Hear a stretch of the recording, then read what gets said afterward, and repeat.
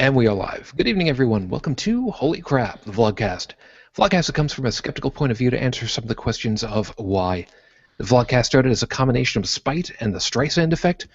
Some people were posting stuff that was factually wrong on Facebook that I knew them back from high school, and that's the way they wanted to do Facebook. And they didn't like my way of doing Facebook, which was to correct them. Part of this is to follow through with the old adage, sometimes the journey is more important than the destination. I am your main host. I'm Shujin Tribble, known that way all over the place. You can find me pretty much anywhere under that. I was born to a Roman Catholic family in Brooklyn, New York, raised on Long Island. I currently reside outside of a very cold Buffalo, New York, and I'm an unabashed atheist. Yes, this is a different kind of show tonight. It's not exactly going to follow very much of the usual except for a couple of pieces, but we'll tell you about that in a little bit. Let me get everything started over here. First off, north of the border into Canada. Good morning, Heretic Woman. Good morning. Up here in Ontario, which apparently is warmer than you because we're in the plus side. But yeah, Ontario, I was in the United Church of Canada, which is pretty liberal. Decided to join Calvinists for a while, which I don't recommend. They're not very fun people. But been an atheist for going on 27 years now, and I do whatever I can to be a fly in the ointment of the religiously challenged. All right, and now because of the way that everything is going to be working out tonight, that's the extent of our usual lineup. Let me introduce you to the rest of everybody. First off, from Barroom Atheist, good morning, Bill. Hey, what's going on? You want some background? Short one, yeah. Bill Robbins, mainly raised Catholic, did a little Protestant stuff, but I did go to Catholic school, so obviously I was sexually active at a very young age. I started doing the Barroom Atheist podcast with my wife Susie about 3 years ago. Happy to be here to, even though we're a little broke, because we have no cash. Yeah. Funny how that works out. I see what you did there. See that? This is going to be funny, isn't it? Oh, yeah, it's going to be funny for about another 2 more minutes before we go ahead and just... We'll come back to that. Taking us over to the podcast No Religion Required. Good morning, Mr. Bobby. Good morning. How are you, sir? I am coming to you live in the balmy 44 degrees in Savannah, Georgia. I was raised a Southern Baptist, went Pentecostal, and after reading the Bible, I realized, you know what?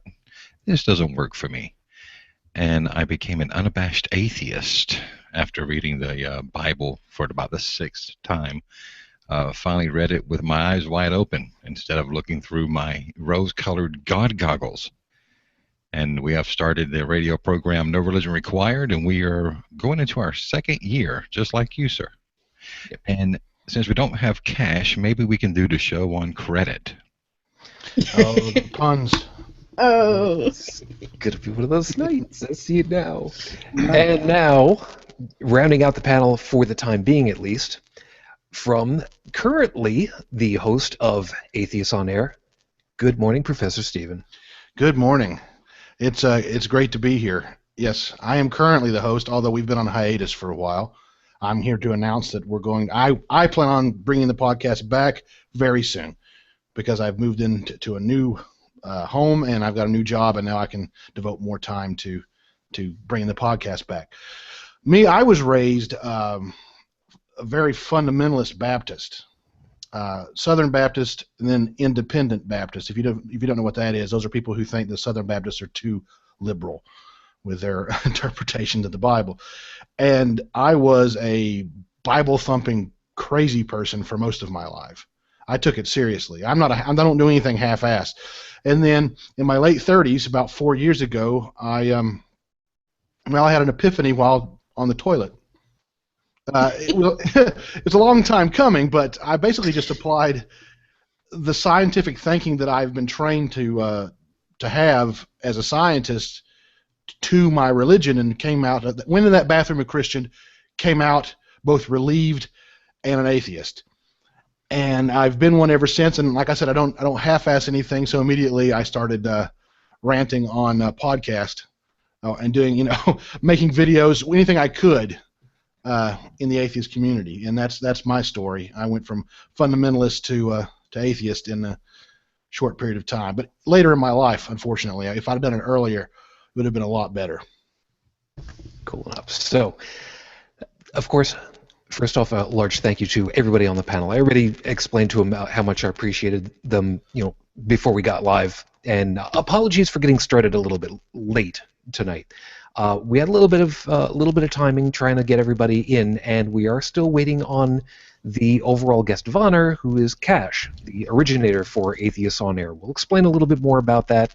With any luck, he will be joining us shortly. If you are watching live, however, thank you very kindly. Go ahead and join us on the event page and help us out by chiming in on the question and answer system. You can do that at any time while we're on the air, and if we are not, or if you'd rather do it via Twitter, you can just go ahead and send a message over to @HolyCrapTV, and we can see about getting those. We've got most of the rest of the cast actually over there on the Q&A, and thank you very much. Chris, saw you over there. Sorry about the delay. Beth, see you over there, hun. Good to see you. Bridget, thank you, of course. Joseph, I thought you were... Didn't you say he was going back to sleep, Heretic Woman? He told me he was going back to bed, apparently. He probably went ahead and he had some of that coffee and he's just ready to go already. So, Probably. Probably. I see Renee is over there, Katie. So, guys, thank you very much. We got a lot of stuff that we're going to end up talking about, and with the way that this group is going to be, who only knows what's going to have happen. I did not put in any kind of not safe for work marker. It may turn into that. So you know who we are, and to paraphrase, you've been warned. So if you have not yet gotten yourselves something to drink, I'm going to recommend something alcoholic. Tonight I'm having the other half of the bottle that I had last week? Yeah, last week. No, 2 weeks ago? Yeah, when we had Dr. Conroy on with us. Yes. Conway, sorry. And I've already given them a plug. So if you're planning on having something, like I said, I recommend wine because I'm drinking straight out of the bottle because I'm a classy motherfucker that way. Shit. I've got my favorite tea mug with Sherlock Holmes on it.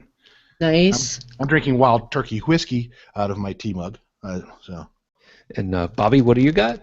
I'm drinking Redneck coffee. There you go. Yeah. Mountain Dew. Doing the do. Doing the do, baby. There you go. Bill, what do you got?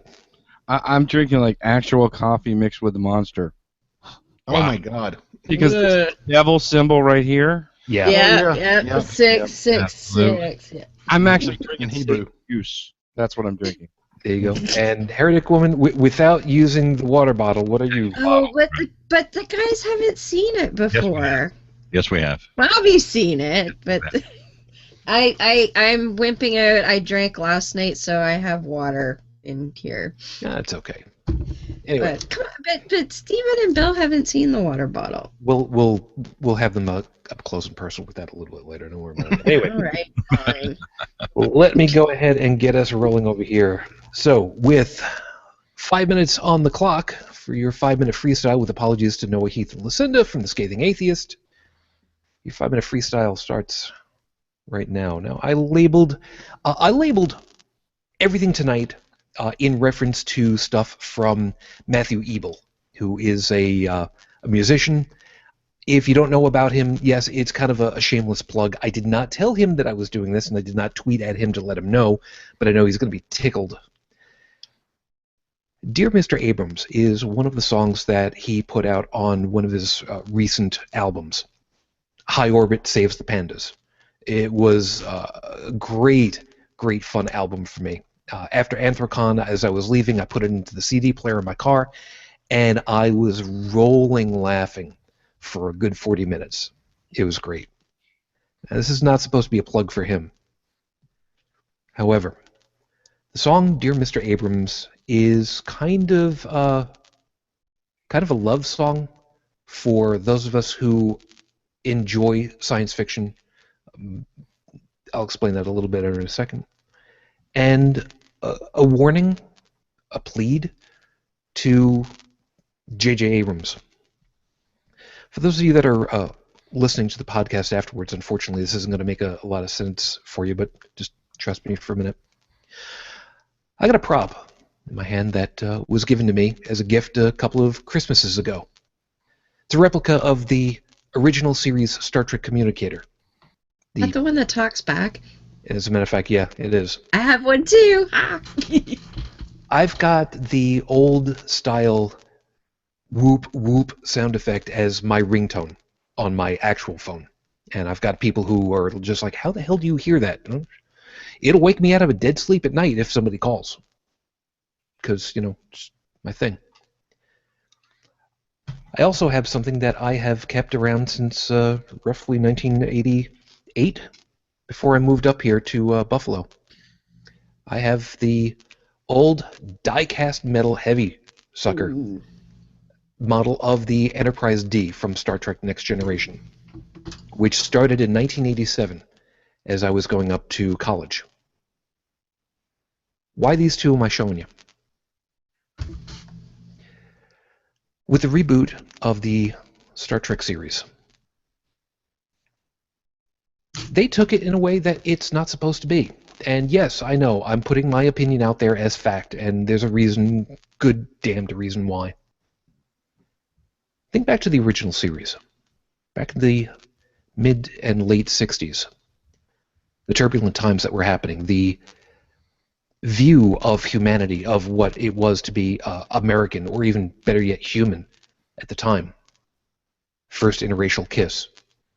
And even though there were things where it was quite literally in your face, ideas about racism, the inhumanity of war, that you have to deal with the people that you are in this universe with, where it was really supposed to be a treatise on America and Russia, or the Soviet Union at the time.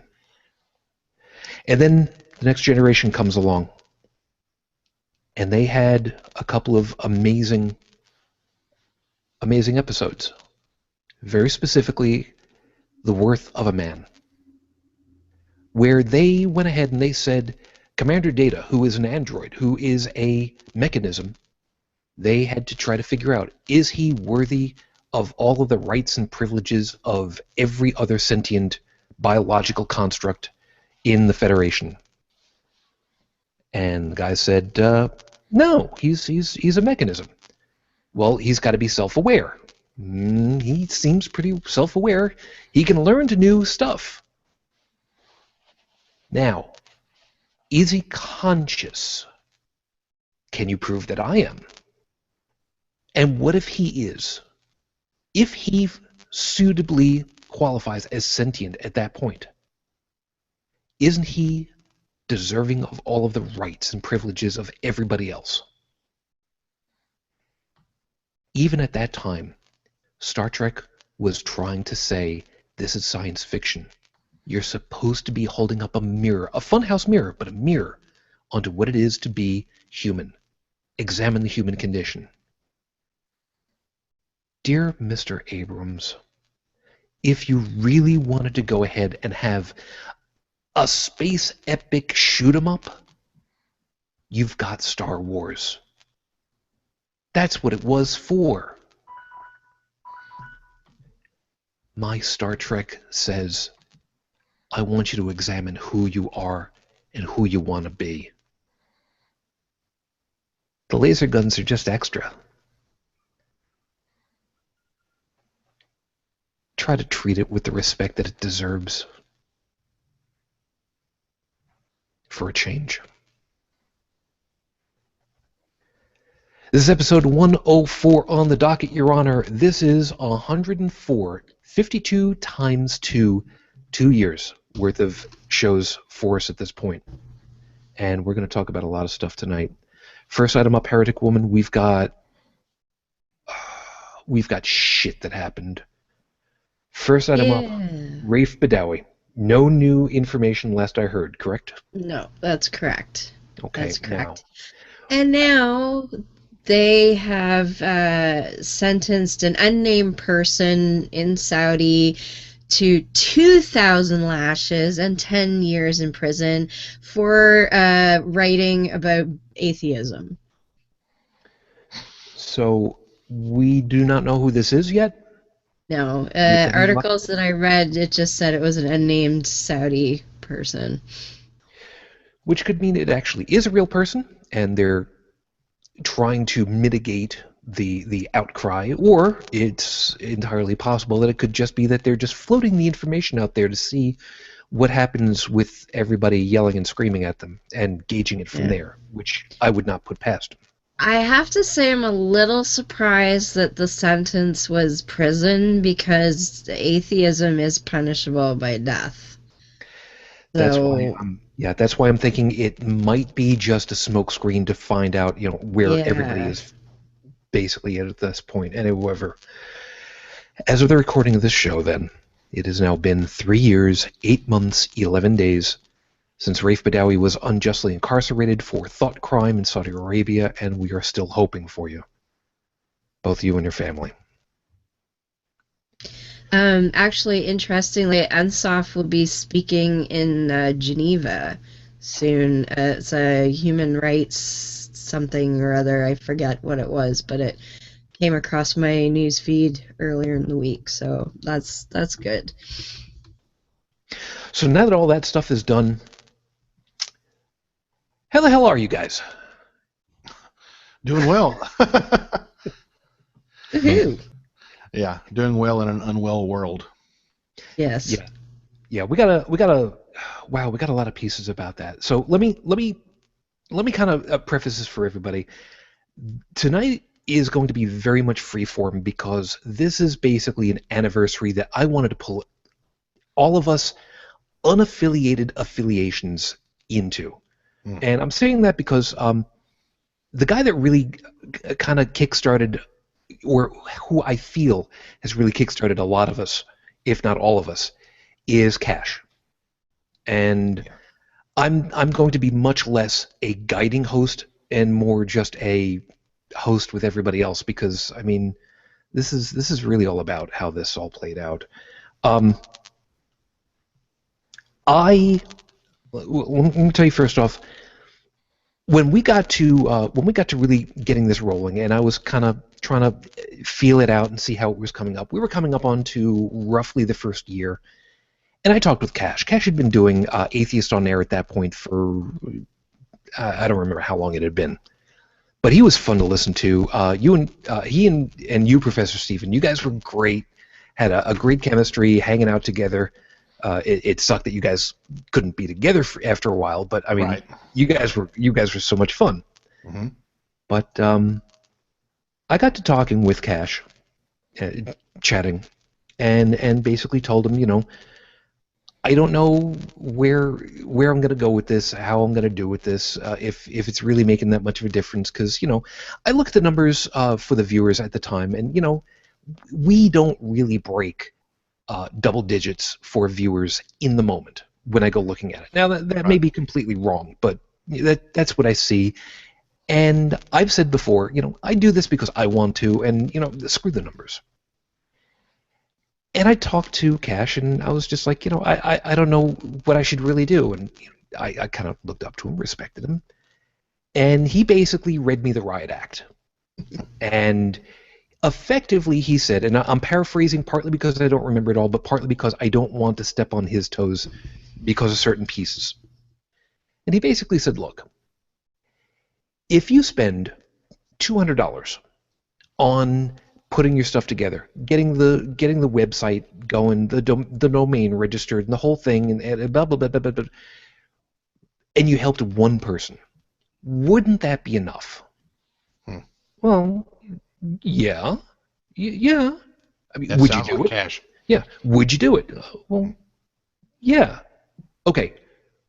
What if you knew that right afterwards you lost that 200, maybe even more? And would it still be worth it to have put out that $200, maybe $400, to have helped one person? Yeah. Would you have still done it? Yeah. And again, I'm paraphrasing. Well, you dopey-ass motherfucker, what the hell is wrong with you? Why haven't you already done it then? Now, again, I'm paraphrasing. And it was like, well, that's a good point. Okay, well, thank you. And wouldn't you know it, not an hour later, that some bitch put up a rant over on YouTube. And I don't remember exactly when it was, and I haven't gone looking for it myself at this point. And he basically reiterated the same thing. Mm-hmm. And I knew that particular... Stephen, I'm guessing you kind of remember that particular rant having gone out. Yeah. Sounds like. Oh, I remember that. Dear Atheist Podcaster on SoundCloud. Yeah. So that one, and if I may sound as arrogant as some people think that I actually am, that wasn't me. That was him basically reading me the riot act, but he decided I wasn't the only one that needed to hear that.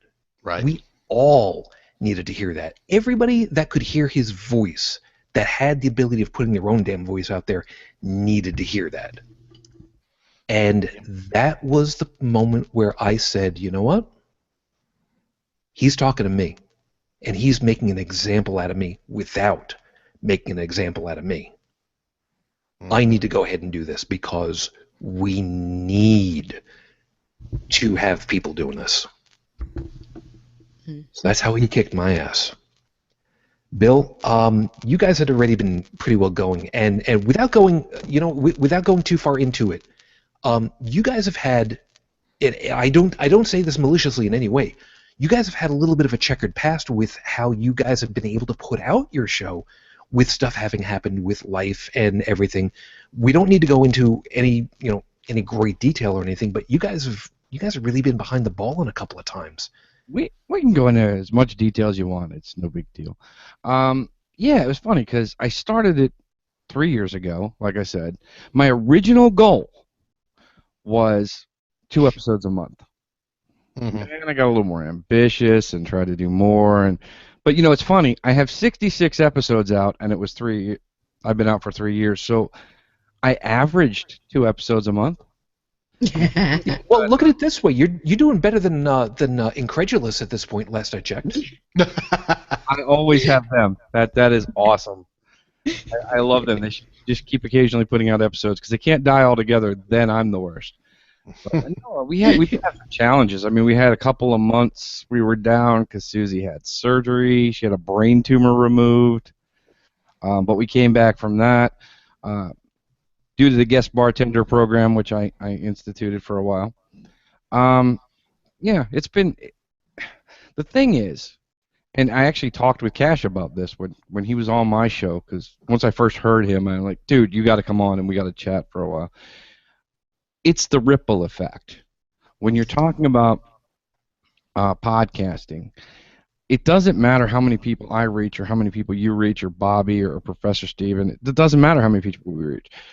You only need to reach one because you don't know how many people that one's going to reach. Yeah. Mm-hmm. You know what I'm saying? You don't know that the next Seth Andrews isn't out there listening, and none of us can touch his numbers. But you don't know that the next person who's going to do something like that isn't the one listening to you and saying, hey, those are some great ideas. I need to do something like that. Yeah. I need to speak. I started my show because I felt like I needed to speak. I had shit to say. And whenever I have shit to say, I'd do a show. Yep. So that's where, Bobby, that's where you come in at this point, because you're also just crossing over 2 years, and you guys had an amazing story of how it all started, and you were the classic angry atheist at that point, and it just steamrolled from there, man. Yeah, man, pretty much. Look, I found Cash. I was just looking for Atheist Podcast. I was brand new into the atheist community, a brand new atheist, saying the word atheist for the first time, and not really understanding, exactly what the atheist community is or what it's comprised of, or even if there was an actual community. And I've always been a fan of podcasts, and I was looking up atheist on iTunes, and one of the first things I found was Atheists On Air. And I listened to the show, and basically that's back when it was Cash and Love. I don't even think Professor Stephen was even on the show yet. No, I've made a couple. I don't think I even made a guest appearance. Yeah. Yeah. And Yeah. so I think he might have been 15 episodes in, Mhm. And I said, I've got to reach out to this guy. Well, at the time, No Religion Required was a blog. It wasn't even a podcast yet. It was a blog that was titled No Religion Required, the things your Sunday school teacher never taught you. I was going through the Bible, and I was doing blog posts on all the atrocities within the Bible. And I thought, you know what, I'll reach out to this guy and see if he'll let me come on his show just to kind of plug my little blog. And he was very kind, and he allowed me to come on the show. We had a great conversation, and toward the end of the show, he said, "So, where do you go next?" And I'm like, "Well, I'd kind of like to have a podcast, but I'm not sure if I have the voice for it. I'm not sure if I have, if I have room, or if the community has room for me." And I'll never forget what he told me. It's funny because he told me the same thing he told you. He said, "Look, if you only reach one person, do it." He said, "It doesn't matter what your voice is. It doesn't matter where you are. Your voice is going to resonate with someone." And he said, if you touch one person, that person can reach thousands. And I kind of, just kind of mulled that around for a couple months. And the more I thought about it, the more it made sense to me. So here I am, a brand new atheist, pissed off at everyone and the entire world. And it got to the point to where my now co-host, Ashley, was telling me that I needed to find the positives in atheism. Yeah, the positives. Because all she heard was the negative. I was pissed off at everybody. If you even thought about mentioning the word Jesus near me, you probably got a boot up beside the head.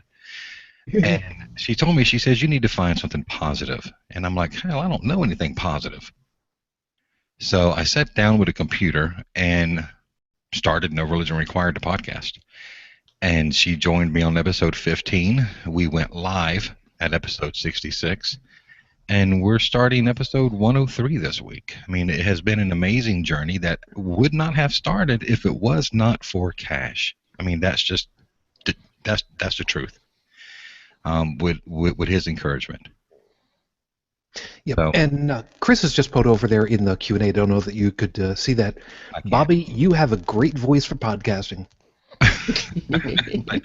That is true. You do have good pipes, man. You He really does. I appreciate it. If you, on the left-hand side, guys, there's a Q&A button. If you click that, you'll be able to see what the people listening are saying. Oh, awesome. See, I don't know how to work. I don't know how to work all this fancy stuff, man. I know, it's okay. We'll learn you. That's right. Learn me something here. Yep. So now that brings us. I'm sorry. No, I was going to say, interestingly enough, Bobby and I, Bobby's my brother from another mother. Man, we're family, man. We're family. We're family. But without Cash, since we're friends, we're talking about this. We'll start calling him an asshole when he gets here. Right. But without him, I never would have met you. That's true. Because we met at the first ReasonCon. We did. Yep. I was fanboying over Bill Robbins. I had just started listening to the Barroom Atheist. I mean, I might have listened to 3 episodes. And we went to ReasonCon 1 in Hickory, North Carolina. Hickory. Yeah. Yeah. Got to make sure you say that right. Hickory. And there's this guy, right? This guy and this lady sitting there. They both have on Barroom Atheist T-shirts. And I'm sitting there going, oh, my freaking God, man. And I'm like, holy shit, you're Bill Robbins? I mean, it to me, it was like meeting a A-class celebrity, man. And I was like, holy crap, I can't believe I'm really meeting these people. And, the funny thing about it is you spend so much time with earbuds in your ear, and you listen to all these voices. And you build a relationship with these people simply through their voice. Yep. And then you meet them, and it's like, man, this is top notch here. And then you realize, you know what? They're people just like we are. Yes. That was the biggest thing for me. It's kind of weird, actually, because It is. when people come up to me, and they do, like Bobby did, they they feel like they know you, Yeah. although you've never met. Already? Yeah. And they Mhm. kind of do, because, I mean, with our show anyway, it can get kind of raw. I don't hold anything back. A lot of it's very personal, but that helps people, so we put it out. I mean, like, if you listen to the early episode, you're going to hear Susie struggle. You're Mhm. going to hear the problems she's having coming as a new atheist coming out. Yeah. When my dad died, I didn't hold that back. We put it out there. Mm-hmm. So they do know me in a way, but Yeah, I well, don't know them. So it's kind of a weird dichotomy there. I mean, it is strange. I mean, as podcasters, well, there's really two types. There's people who play a character, you know, they go out and they act, or they're just a commentator, and then there's people who bare their soul. And Yes. frankly, if you're associated with Cash, I'm going to almost be certain that you're going to be bearing your soul on your podcast, Oh yeah. because that's what he does. Yeah. Yeah. Now that's actually where I was going to be getting you next anyway, Professor Stephen. You joined up and you became co-host with Cash, a little ways in. How did that even end up happening in the first place? That part I don't think I even know. Okay, so Cash had the idea for the podcast, and he knew he didn't want to do it just himself. So he approached people in the local atheist community and around Asheville.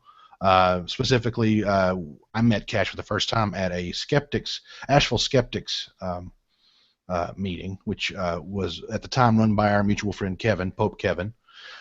And he said, you know, I'm doing a podcast. If anybody wants to come on, you know, you're welcome to come on. And some people were like, oh, you're doing what? Yeah, you know, he's just talking. He's not going to actually do it. You know, they dismissed him. But me and a couple others were like, yeah, I would love to come on. I said, could you use a science segment? And he was like, yes, please. Oh, God, yes. He was so excited about that. You know? And so I said, sure. I mean, where do you live? And he told me, I said, oh, dude, I live like 5 minutes away. So I said, I'll be there. So, you know, and then he went at the local humanist and atheist meeting. He hooked up with Love. So they'd started, the two of them had started, and then I said, I called him up, so you still want me to do a science segment? He said, yes, please. And I said, okay, I'll come on over after work. And for the first few times, I just sat there while he and Love did the show and just sort of laughed sometimes or whatever, and then I would come on and do the science segment. And then it became a sort of permanent segment on the show. Yeah. And then, you know, I sort of slipped into the co-host position whenever it became available. And then he, for various reasons that are his own, decided that he needed to leave the podcast. And I said, well, I don't want it to end. So I want to keep it going. I don't have the charisma of the Cash, but hell, who does? Yeah, right, Yeah. exactly. But I tried to keep it going. I think under my hosting, it got maybe a little drier, a little more sciencey, a whole lot more sciencey, because that's what I know, that's what I do. And with Rachel, of course, who's also a scientist, two scientists running a podcast is going to have a lot of science in it. But Cash was always big on the science content. He wanted to inform people. He's very entertaining with his various sketches and his rants and a lot of comedy. And I love comedy, and I can be funny from time to time. But he really, in his heart, wanted to help educate people, not just about atheism, but about critical thinking and skepticism, because he saw that not only was religion dangerous, and not only did it prey on people who didn't have critical thinking skills, but so did other things too, like snake oil, medicine, you know, cults of personality, you name it. There's tons of things out there that aren't religion that do the same thing. They take advantage of ignorance. And he wanted to help as many people not be taken advantage of as he could. And he also, of course, wanted to help those people out there that were struggling now that they've lost their faith, so to speak. And so he was very much into reaching out to those who were new to being an atheist. And that all came from his own life, where he had been burdened with bullshit his entire life. And he finally threw that stuff off his back, saw what a burden it had been, how it had affected him, and he was angry. I mean, he was going to make damn sure that if he could do anything about it, no one else would have to carry a burden like that, a burden of lies and nonsense. that holds you back and keeps you from forming good relationships and basically poisons your thinking. And so he saw a podcast. Our podcast has never really been easy to nail down. Humor, science, skepticism, outreach, call-in parody, call-in show with debates. Outreach. He ran the gamut, man. Yeah, you know what? Hold on a second. Really quickly, I think that one of the biggest pieces that was like the shining grace of the whole damn thing was outreach. I really think that was the biggest piece. Yeah, he Cash had his heart set on getting as many FFRF memberships as he could for anyone that wanted one. Yep. He didn't mind taking his patron money or taking whatever money that he could get and purchasing memberships for people. I think my first FFRF membership came from Cash. Yep. You know, I reached out and said, hey, I'd love to have one of his memberships. And the next thing I know, a couple weeks later, I get my packet from FFRF. You know, so his outreach was near and dear to him. He had fire in his belly, and it was. Oh man, yes, and he loves people. Well, it probably still is. I was gonna say we're kind of talking about him like he's not. I'm just like He was like a eulogy. I'm sorry. He's still around, guys. I promise. Yeah, he's just not doing the podcast anymore. His fire has went in a different direction. Right. He also likes to freaking argue with people. Mm-hmm. No, As a matter of fact, that's where the story picks up at this point, because Heretic Woman, Yes. his schedule started to change around, and his availability came at a low point, and then all of a sudden, here you come. Well, and there was a sort of a family group started to form in the chats during the AOA shows, and that's where I met all of you people. And happy to say I've actually got hugs from every one of you, which is pretty damn fucking awesome. And we sort of formed our little family group, and we would have fun chatting away during kind of like what happens on our Religion Required now with the live chat. And when it came that Cash was going to have to take some time away, and people were saying, well, we understand and all, but what the hell am I going to do for my weekly dose of rationality, And so we just sort of said, well, it sucks that Cash can't be available, but nothing says that we all can't just hang out and talk, And it was funny because I knew nothing about any of this shit, and I didn't even really know how to run a hangout. And we did one the first week that Cash was unavailable, and a bunch of us got into this hangout. And I totally remember because Shujin came on. And he was talking away like, oh, well, when Cash sees this, blah, blah, blah. And I was like, oh, well, how does that work? He's like, well, aren't you recording this? I'm like, how does that work? So we were just in a regular hangout. I didn't even know that there was this thing called Hangout on Air, or that you could broadcast it or whatever. I was just like, well, I just figured we were talking. So yeah, that was some serious teething pains in the very beginning of this whole damn thing, man. Well, and we were just kind of, and at that point, it was just Cash needed that particular week off. And then not very long after that, it became, more serious, and that he was going to have to be away for quite a bit longer. And that's where we kind of, that was fun when we all kind of got together and were hanging out. And so maybe we could do this like on the off weeks or something. So Beth and Foda and I got together and said, yeah, okay, we can do this. And so we came up with our name Beyond the Trailer Park. And it's funny because when people hear, when I introduce, here's my show, they're like, well, that's a funny name. I'm like, yeah, there's a long story behind that. It's like, there's this Pastor Roy guy who's in the trailer park, Catfish Creek, and, so there's yeah. They kind of go, what the fuck? But they get over it. And we just started doing our thing. And, you know, Photo is kind of like the training wheels, because he's been an activist in the community a lot longer than I have. And Beth has been blogging, but not as hands-on. So he was sort of the training wheels. And now he doesn't want to get into, you know, really dig into a podcast. He likes his free agency, which is totally cool.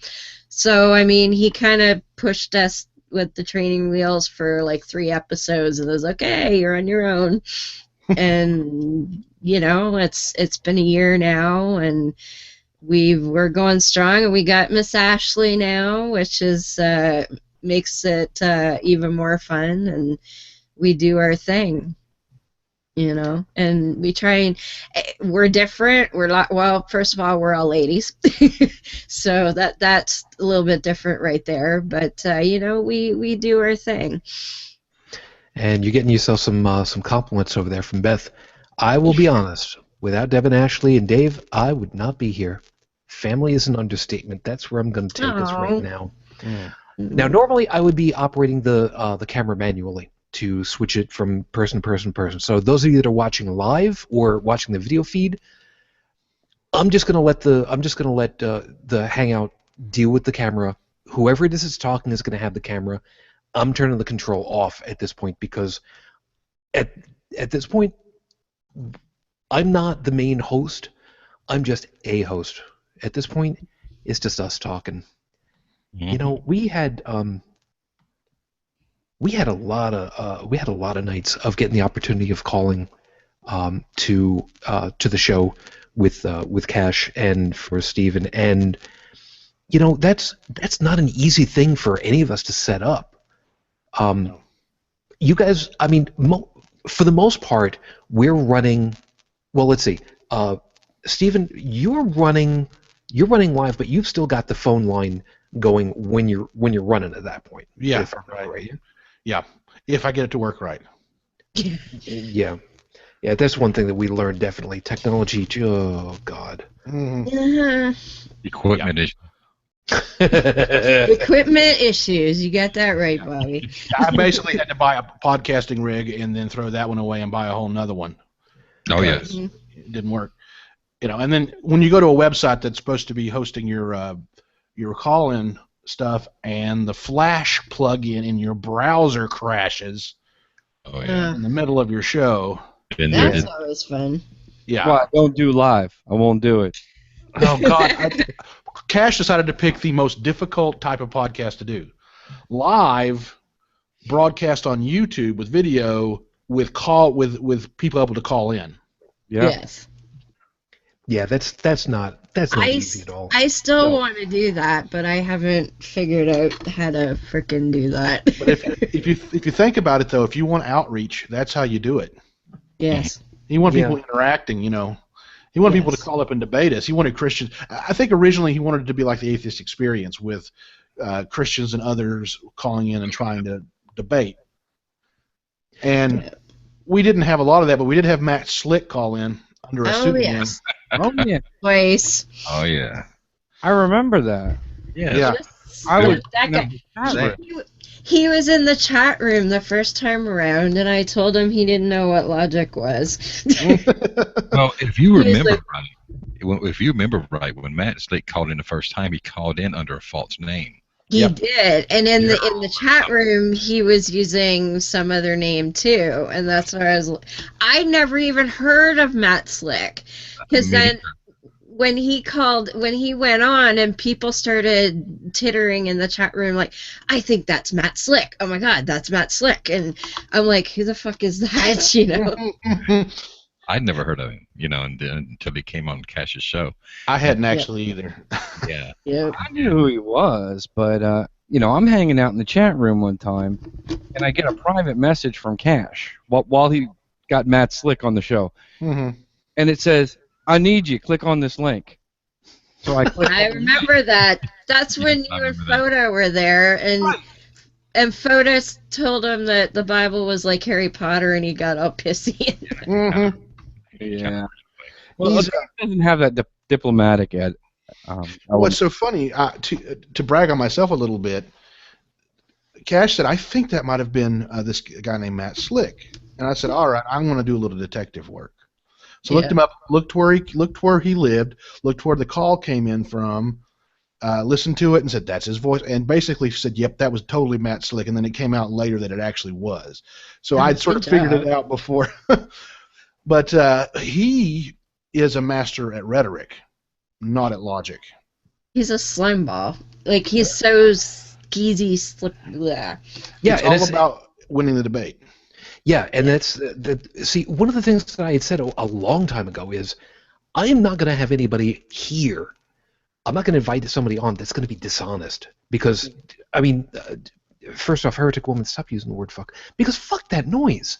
I mean, why the hell would we ever want to be dealing with somebody that's going to go ahead and say, well, I'm going to weave all this stuff back and forth because it suits my purpose, instead of getting to getting to a point, and B, getting to the truth. Sorry.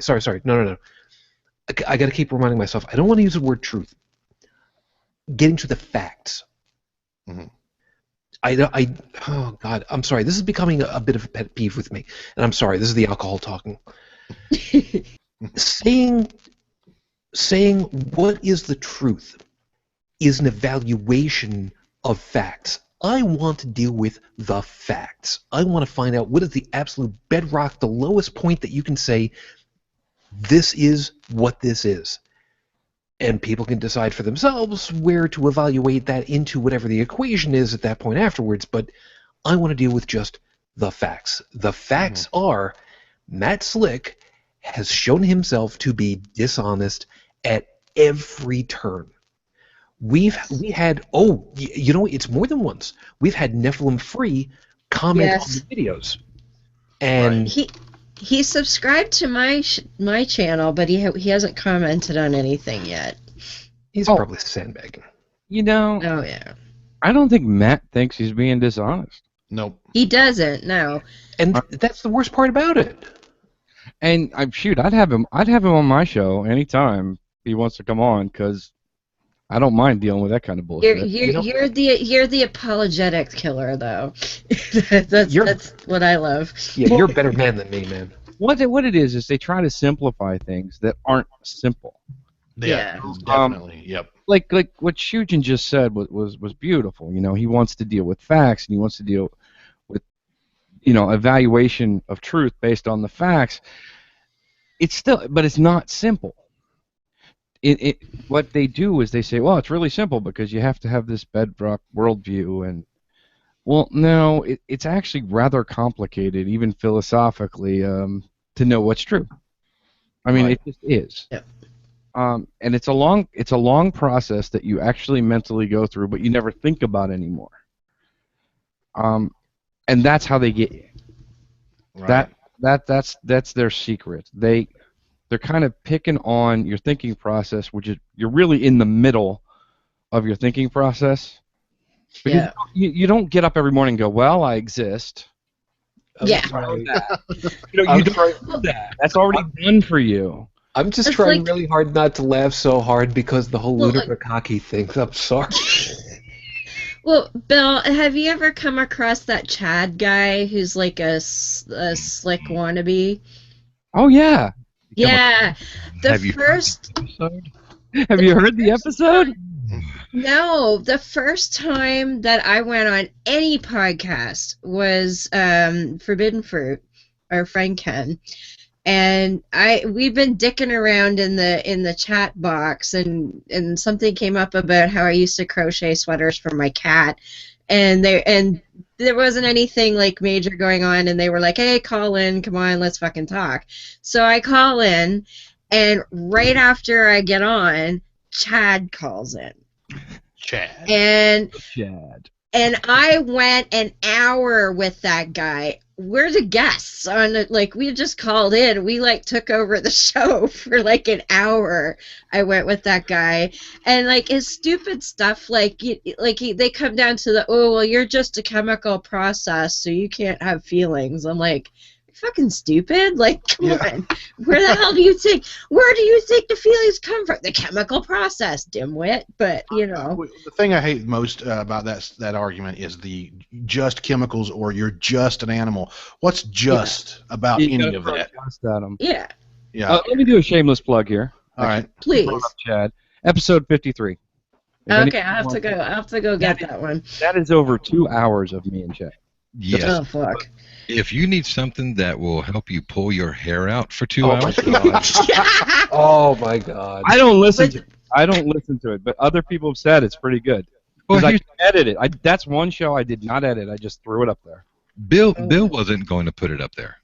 Nope. Bobby taught me. Bobby and Andrew Garber. Me and Andrew Garber Yeah, from Andrew. Atheist Roundtable said, Bill, you've got to put that out there because if nothing else, first of all, you're showing the pure ridiculousness of this guy, yes. but also I use it as a learning tool, of how he took and broke down this guy's arguments. Yes. Yes, the guy will have you screaming at your headphones. You mean like that guy that you had the other night? Yeah, The like other week? Pastor Tom. Like Tommy. Oh, yeah. But he will have you screaming at your headphones. But in the end, when all is said and done, you're going, okay, yeah, that's a good argument here. That's a good way to handle this or that. Yes. So, and I'm thankful that Bill put that up because I've listened to it now probably 10 times. So it doesn't surprise me anymore. But I let Miss Ashley listen to it. And we got about 9 minutes in, and she was kicking the dash in her car. I was just thinking, I have an actual foam brick that it's like I'm thinking I should like ship it to her. Look, you should. Well, I got a message. Beth says, Stephen, you did well that night, talking about when Matt Slick called. Remember he called about 5 minutes before the show ended. We ended up going 5 hours that night. I do remember. Because the second time Matt Slick called in, I wasn't on the show. Right. I forget why, but you know what? I was thankful. Because I don't like debating people. It's not my thing. Cash likes it. I don't. I get torn up. I get absolutely torn up. Yeah, but I gotta admit, I gotta imagine that when somebody goes ahead and gets into your wheelhouse and starts talking about pieces that you know stuff about, I mean, there's got to be pieces about you that the hairs stand up on the back of your head, and you kind of go, no, "Wait a minute, you don't know what you're talking about here. Let me go ahead." Yeah. That's got to drive you up a freaking wall when that happens, though. Oh yeah. I mean, I'd have done it. Spontaneous debate happens all the time. But sometimes, especially on like Facebook and other places, you got to pick your battles. Dina, I love the Facebook debate. I will go 10 rounds or more and I do it more now than I used to actually. There's a group I got. Funny enough, somebody added me to this group. Beth and I call it the crazy group. Because there's people in there that believe shit that I didn't even know existed, and then there's like the most like the guy he calls himself a hydro prophet because God is water. Okay. Oh yeah. Just the other night I was arguing with a Freemason who was like, "Oh no, the mysteries of the world are through Masonic symbology." Oh my God. Okay, so talking about debates, I have my previous job. I worked with my friend I call a hippie. Yeah. I say hippies are funny because they're both Christians and New Agers at the same time. Yeah. They believe in Jesus, but they also believe in Vishnu and crystals and shit. And his belief system, his thinking was so illogical and so crazy that I don't even know how half the time to even debate with him. Yeah, because it's hard to get on his level because there is no level. Right. You just make some joke up about oneness and it's all good. my friend Dave's here. Researcher Dave is in the background. Make a joke about oneness. I was like, yeah. Is that you? Is that you, Jesus? I was like, what the hell? The funny thing about dating on Facebook, and I realized this, And the prophet Jeremiah realized it too. You get into a good debate on Facebook, right? And they're just laying out some of the most outlandish things you could ever want Oh to. yeah. Mm-hmm, mm-hmm. I am quick to go, I've got this pretty cool radio show. And I'd love to have you come on and let's discuss this. And it's amazing how quickly How fast they will shut up. they will leave skid marks. They leave so fast. Oh yeah. And it's like, I've done that before. The ones who don't, though, are crazy. The ones who don't will come on your show, and they'll be very entertaining. Yeah. I have yet to have any be like, oh yeah, I'll do that. I've had a couple kind of go, oh, what kind of show? And I'll tell them, and then I never hear from them again. Well, yes, but you can never put it together. Yeah. Right. But, you know, Go ahead. So, Steven, you said you don't like to debate, but I mean, nobody debates the science stuff like you do, dude. No, thank you. But cut you. You know, it might be fun. You, me, and Bobby should get together sometime, and we'll do a call in sometime. And Bobby can handle all the Bible shit. Oh yeah. The science, and I'll handle the counter apologetics and philosophy shit. I could do history. I do history. Yeah. Or we could go to a bar and play trivia. That would work, I would say. That would be pretty awesome. Yeah. Well, when Matt Slick called up, I could feel my heart beating in my head whenever he started. Because what he does sort of a Gish gallop. Yes, he Yes. does. Throw things out. And I was like, holy shit! What was all that? I have no idea how to answer that. He used words I've never heard. I'm not a philosopher. That's because he makes them up. You know what? Hold on a second. Let's back this specific, because there's two pieces about this. And forgive me, it's not that I'm like pulling rank as a host. It's just a matter of that this is something kind of cool. The Facebook debates. Well, first off, Renee is saying she loves your Facebook debates. Tickles me, she says. I've started actually screen capping some of the stuff that I've gone through and removing people's names and icons so they can't be identified. Right. But then screen capping the whole goddamn thing, 11 pages in one particular case, and uploading it to the Facebook group as its own gallery so people can see the shit that's been going on. Oh, it's great. Yeah. Oh yeah, some of the stuff has been absolutely outlandish where I get to the end of it all and it's like, wait a minute. Are you trying to tell me that you? This was actually from one of them, not too very long ago. Are you trying to tell me that you, as a police officer, in your official capacity as a police officer, you would side with a vet who was harassing, assaulting, battery? I forget what it was. Basically, the setup was there were some people who were on a college campus, it seemed, who were standing on an American flag and speaking their grievances out in public. Yeah. And this guy who was supposed to have been a vet gave them shit about it, pushed them off of it, took it away from them, eventually gave it back. But my thing was to this guy, as a police officer, you would side with the vet, not arrest him, not do anything about it, and then tell these people that they should thank him. You, as an official of the government, would tell these people what they have to say to someone else? Are you really going to go ahead and make that argument with me? And his weasel out on this one that ended the whole thing was, I'm retired, so I can think for myself now. Oh, wow. Wow. You're doing a shitty job of it. You're out of practice, probably. You might want to practice a little bit.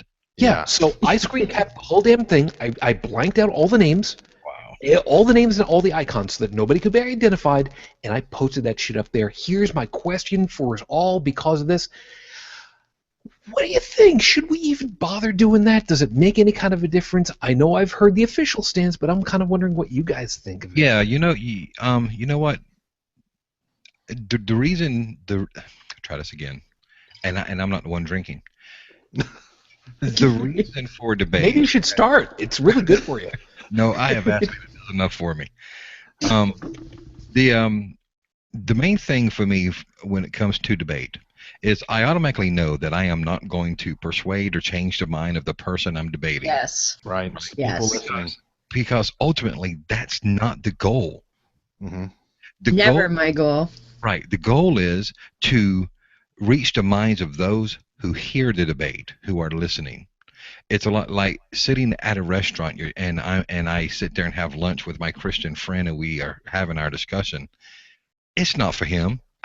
I know I'm never going to change his mind, but that doesn't mean that the person sitting in the booth next to me is not going to hear us and go back and research and go, wow, that made a lot of sense. Well, and I get people, because I will take on the looniest fucker that comes along, and I actually get a kick out of the really loony ones. I took on people Tom. like, yeah, I would actually. I'm taking on Pastor Locke. I mean, come on. I would take on either one of them, but I get people saying, well, what a waste of time. You're never going to change their mind. And they think that they've won. Like, they're just going to, strut around and say that they won no matter what. And I'm like, I don't care. Because if I make them look like a moron and show everybody how ridiculous their argument is, and somebody else can see that and go, whoa, that doesn't sound so good when you put it that way. Right. And if one person reads it and goes, I need to think about that, I'm good. Because I guess it's fun for me. Well, and also perhaps one could say that we have a responsibility to defend our point of view.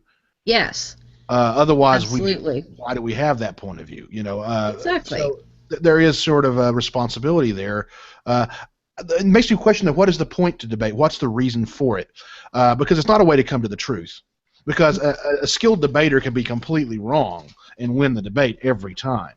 And there's a fallacy called the fallacy, where you assume someone is wrong because they've committed a fallacy, when in fact that doesn't mean they're wrong. It just means they're bad at debating. Yes. But I figure the point to debate is to at least come to a deeper understanding of the subject, if nothing else. But most people who debate, their point is to win. Well, ultimately, the deciding factor of who won or lost a debate is neither one of the debaters. It's the people who actually listen to the debate. Right. Those are the people who are going to actually determine who won or lost that debate. And I think you're right when you say that at some point we're actually obligated to stand up for what we do or don't believe in, because I felt the time I saw Pastor Locke's video challenging any atheist, agnostic, scientist, or we've all seen the video. The moment I saw it, I'm like, you know what? No. You're not going to make that. You're not going to make that challenge, and me sit there and not answer that challenge. Mm-hmm. Well, it's even deeper than that, Bobby.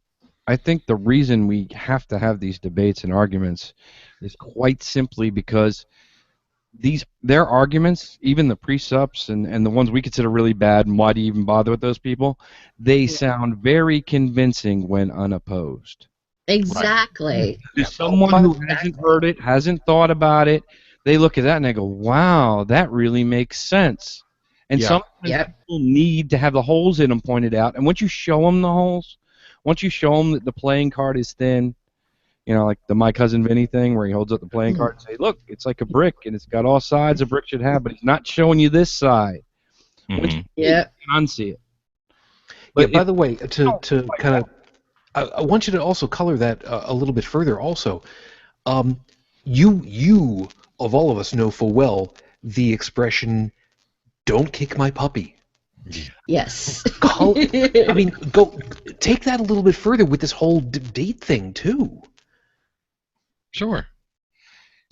Absolutely. And there's a lot of puppies out there that, I'm sorry, they got a big old target on their ass. and for a lot of believers, whenever you're questioning their faith or you're questioning their beliefs, they can't distinguish between their faith and their belief and actually themselves. Because a lot of them think, oh, well, you're challenging me. No, I'm not. I'm challenging your belief. Well, I am my belief. No, you're not. Yeah. And that's where that whole Islamophobia shit comes in. Yeah. Because they're like, well, a Muslim is Islam. And it's like, no. that I'm not attacking any person, and I will demolish anybody who tries that shit with me, because it's a bad idea, and I will beat the hell out of that bad idea until the cows come home. It doesn't mean I hate Muslims. You give ideas no quarter. Exactly. Ideas do not need to be respected in any way, shape, or form. Exactly. But the person does. While they're down. But a person does. Yeah. Exactly. And that's why I will sit there and say, your Quran advocates sex with children, but I'm not going to say you're a fucking pedophile, right? I'm going to say your book. Sex with children. Well, yes, exactly. Unless you're, 1,400 years old and your name is Muhammad, well then maybe. But but I will absolutely sit there and go, your religion is crap because of this, and this. And I'm not saying that you are this. I'm saying that this is what you are believing. And we all know that most theists don't read their books, right? They go to church, or they go to the mosque or the synagogue or whatever. They listen to the preacher and the imam and the rabbi and all of that, and they eat up that. And that's like what I said in my rant to Pastor Lee there. I was like, I didn't choose to be a Christian, and yeah, I didn't read the Bible until later. Why would I? Because I was actively discouraged from reading the damn Bible, because those people know if you read it without somebody sitting right there to tell you how you're supposed to think about it, you're going to read that and go, what the hell is that shit? Think for yourself. Read your own book. Exactly. Yeah, you don't need to have the midnight decoder ring either. No. Like my big thing that I've been practicing right now is I have a very, very tight argument using only 3 verses from the Quran that absolutely shows that child sex is condoned. It's not ordered or commanded, but it's absolutely condoned. And those 3 verses, it's airtight. It's just, and then I've got a raft of scholarly articles from Islamics, because y'all know if you question the Quran, you better go talk to a scholar, right? And I've been trotting this out and practicing this, and it's been doing rather well. Like, I've been getting good traction, because generally what's going to happen, if I try it on someone else's link, they delete it.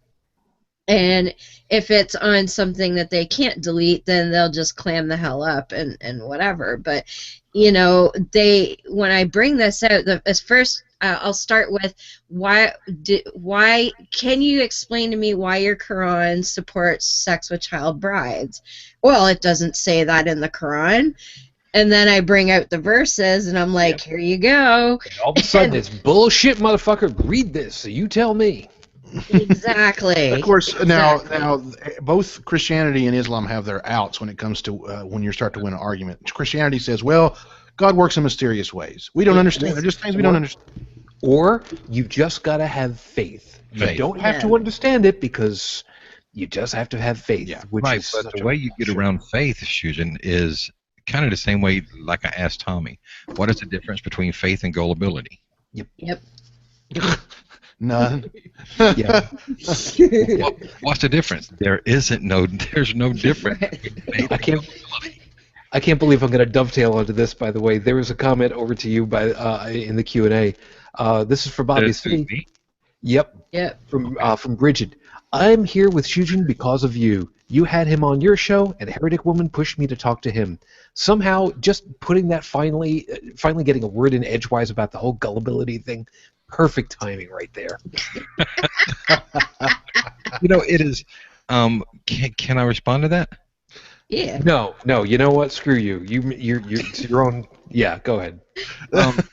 It is funny that she brings it up. It was so great meeting her at ReasonCon. Yeah. Yes.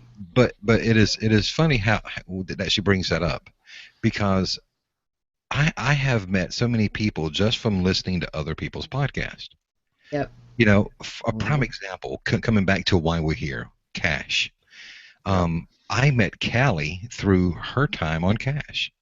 Right. On Atheists On Air. She came on and was talking about the transgendered community. And that's where I ran into Callie, and I reached out and said, look, I'd love to talk to you. And for a lot of us, that's how we find each other, is That's through right. other people's shows. Well, I wouldn't have known any of you if I hadn't met Cash at a skeptics meeting. Yeah. Sure. Yeah. And if I don't even remember how I stumbled onto Atheists On Air, but if it wasn't for that damn chat room, I wouldn't know any of you guys either. It's got a good title. It comes up on searches real easy. Yeah. Yes. That's one of the first Yes, things. That's one of the first things that came up when I typed atheist. Yep. It could be too because and I get ridiculed for this all the time, but I still use a BlackBerry. It's a smartphone BlackBerry, I'll have you know. They But, make those? They do. Oh, At the time, real thing. yeah. But the podcatcher, especially a couple of years ago, was very limited onto what would show up. Like, well, actually, the first atheist podcast I ever listened to, because I didn't even know what the hell a podcast was until this podcast catcher thing showed up on my new phone. And it was The Angry Atheist with Reet Payton, who we had on Holy Crap a few weeks ago. And that was the first one I ever listened to. And then there's another one called Irreligiosophy. They don't produce very often anymore, but I always love those guys. Also, really hard to search for because I have no idea how to spell that. Well, one of them was an ex-Mormon, and they got David Michael on the show. And Nice, okay. Mormonism has always been like a pet research project of mine Right. for like, close to 10 years They're now. fascinating as fuck. I will tell you. They are. And so Yeah. I know more about Mormonism than the average Nevermo because I lurked in like bulletin boards and chat rooms and soaked it all up. And talk about a guy with a voice for podcasting, by the way. Oh, hell yeah. And they had David Michael on. I was like, holy shit, this guy's reading the book. Because I tried reading the Book of Mormon. I could not read that thing on my own. Put you to sleep in like 3 paragraphs. So when he was like I'm like, yes, this is how I can read the Book of Mormon. Yes. And then now I remember, because David Michael went on Atheists On Air, and I went and watched the show because of David Michael, and that's when I was like, well, damn, this shit's good too. And that's how it started. Now I remember. Cash The is like web of atheism. Yes. Cash is like the Kevin Bacon of podcasting. I think so. 6 degrees of Everybody cash. needs back to Yeah. Cash. Yeah. Yes. Now, if I may ask a question, getting back on the debating thing, real quick. My hippie friend that I'm always flabbergasted with, I want to know how you get around this particular debate technique. So I'm trying to just sort of inform him on the ideas of critical thinking and how to question things, how not to assume something's magical right off the bat, but to try to find a regular worldly reason for it. And I was telling him about how about psychic surgery. And how they palm chicken guts in their hands and pretend like they're pulling them out of people, and they're curing tumors and stuff, and how it was debunked on Johnny Carson by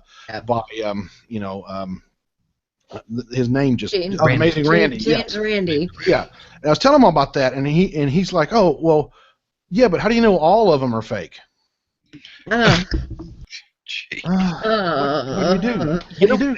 Because it's their argument. yeah. You know what? There's But I'm sorry. Go ahead. More issues now, would we? Well, I mean, as far as psychic surgery goes, we know that there is no way to stick your hand inside somebody. Well, we don't know that. There's vibrations and energies. Then I would say, okay, you go ahead and try. Basically, we know that there's a way to fake it. So either the person is doing this well-established magic trick, or they're actually magic, which is more likely, right? But he doesn't see it that way. How do you know one is true? You have to have one instance of a thing being true, right? In order for that to even be a possibility. That argument I've heard many times. People come at me with. I had a long phone conversation with a Christian one time, and he said, "Well, just because let's say you have a vault full of money, and most of it is counterfeit, Right. That doesn't mean it's all counterfeit. And I said, well, yeah, but that's because we can establish there's such a thing as real money. Mhm. Right. We know that actually exists. An actual thing before you can say, well, how do you know it's all bunk? Well, show me some that's not. You have Right. to know it to work. Yeah. Yeah. Show that it's a thing. Like Yeah. if you said, like this aluminum can. Okay, aluminum cans exist. This could be fake. I could be photoshopping this in. But aluminum cans exist. Now, if I were holding a dragon in my hand, then you'd be like, okay, that's probably bullshit because we've never seen an actual fuck. We got to test it. We got to verify it. Yeah. With almost things like one proven instance at least. Yeah, that's very good. My friend is so intent on being gullible. It's like he refuses not to be. Like he's got a degree in chemistry. He knows the scientific method, but he won't apply it to anything except for what he does in a lab. In fact, he's stopped working in the lab now. He's working as a cook. But it's like, I don't know why, but he wants to believe in crazy things so much that he refuses. Like whenever he starts to have a doubt, he actively pushes it out of his mind. That's a psychological issue, not more than anything else. Yeah, yeah, it is. It is psychological. Ignorance. Yeah, willful ignorance. Yeah. Yeah. Willful ignorance. Well, none of us are perfect skeptics. No. I've fallen for whoppers. Case in point, I was, as I said, I've been an atheist for almost 27 years. I was a ghost hunter, Me 3 too. years ago. Yeah, and me and Ashley and Beth was into that, but we had a group. We had our own 800 number or a website. I had magnets on my damn car. That was like, if you're haunted, call this number. Nice. Seriously. Hey, but you were hunting them. You wanted to find one. You were at least sort of approaching it scientifically, trying to verify that they actually existed. And we had a guy in the group. Now he doesn't have a degree, but he was self-taught into theoretical physics, and he was kind of our science nerd, like where everybody would look at the video, go, "Oh, look, it's an orb." He's like, "It's fucking dust, people," and everybody's like, "But it's an orb," Yep. And after we went to like one of the supposedly most haunted buildings in all of North America, and not a goddamn thing happened, that's where I was like, okay, this is no. Yeah, if you want something to happen, you've got to psych yourself out first. Yeah. And then shit will happen. And I'm not the person that would do that. Like, there are people in the group that thought they could talk to dead people and all of that, and they would go it somewhere, and there'd be like 3 or 4 of them. Oh yeah, that area's got terrible bad vibes. We don't want to go in there. I'd be like, give me the fucking flashlight. I'm going in. Because I'm like, I don't feel shit, so I'm going in because there's nothing there. It is like saying that you never see an atheist that is demon possessed. Yes. No, you don't. And I was always the one where everybody else was like, "Oh, did you see that?" I'd be like, "What? I don't see nothing." Or don't you feel that? I'm like, "What?" You can't see ghosts unless you believe in them. You know that, right? Right. It's kind of I know. Belief comes before That's right. seeing, apparently. And I mean, we had people like some woman rolling around on the ground saying that she was demon possessed, right? And I'm looking at it going, well, she's not in medical distress, but I'm thinking a psychologist might be a good thing. Right. Yeah, Stephen, we got a question that Chris posted over here for you in the Q&A. You said approaching scientific. Blah. Alcohol is starting to hit me now. Half a bottle of wine. Imagine that. You said approaching scientifically, but I'm not aware of theory behind why ghosts give off EM fields. So the whole thing about electromagnetic. I've asked the question myself. I've got my own EMF detector still. Well, when I said approach it scientifically, I just meant to say she was going out to look for them. At least she's out looking. To try to verify them. But yes, I have never understood why something that's supposed to be non-physical would be affected by electromagnetic field. We thought like this. Now this is what I was told by That's not the scientific. believers was that the entity could somehow manipulate electromagnetic fields. Right. Through See, their that's not a theory, really. That's more of a made-up story. But We yeah. So, but there's the claim that they can. So I guess you're investigating that claim. The problem is that they don't exist. So any claim made about them doesn't matter. At least, if we got a spike on the detector, we'd be like, okay, are there electrical power lines around here? Probably. Is there, and now some places in the cemetery where we're getting like weird spikes and stuff. But, there's got to be something there that we just don't know about that's like, maybe they've illegally put power lines to the cemetery. How the hell would we know? I don't know. Yeah, there's a piece about this also, as from my ham radio experience. It's very easy to build an entirely in a very small transmitter that's like maybe 2, maybe 3 times the size of a 9-volt battery, and bury it in the ground somewhere where you really can't find it, and in the dark you're not going to be able to. But it puts out just enough of a signal that it can be picked up. It's very, very, very simple to do this, and I'm saying very, very simple if you know what you're doing. Anytime there's a spark, there is radio waves. There's electromagnetic waves put off. You run a screwdriver over a screen door, you're going to be making electromagnetic waves. Or like static electricity, even like if you shuffle your feet in the carpet. Lightning. You touch the doorknob and boom. Yeah, lightning hundreds of miles away. You know what? Hold on a second. There is a wonderful test that people can do to check this out for themselves. When you get the opportunity, and this is for everybody, when you get the opportunity at night, at twilight, dusk, at daybreak, turn on the AM radio in your car. Even if you've got a digital tuner, which is even better. Tune to whatever is one of the popular stations nearby, and then start tuning up or down in single steps. If you've got a digital tuner, which is even better. 1 step, 1 step, 1 step. Here in Buffalo, New York, look at this on the map. I can pick up the stuff that's typically local here in Buffalo, Western New York. But occasionally I will pick up Detroit, North Carolina, New York City, northeast of Toronto. Ottawa, Montreal? Montreal, thank you. And I've heard Louisiana at one time. These are radio stations that I should not hear, but because of the way that electromagnetic radiation operates, it's a kind of magic, no lie, where stuff will bounce off of the sky. Radio waves bounce off of the sky and then come back down several times sometimes. The shorter the better. In fact, the shortwave radio, you can pick up, halfway across the globe.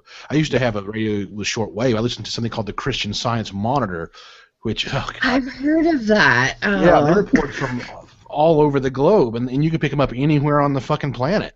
Because of shortwave radio. Yeah, and hold on a second. Bill, you were in the Air Force.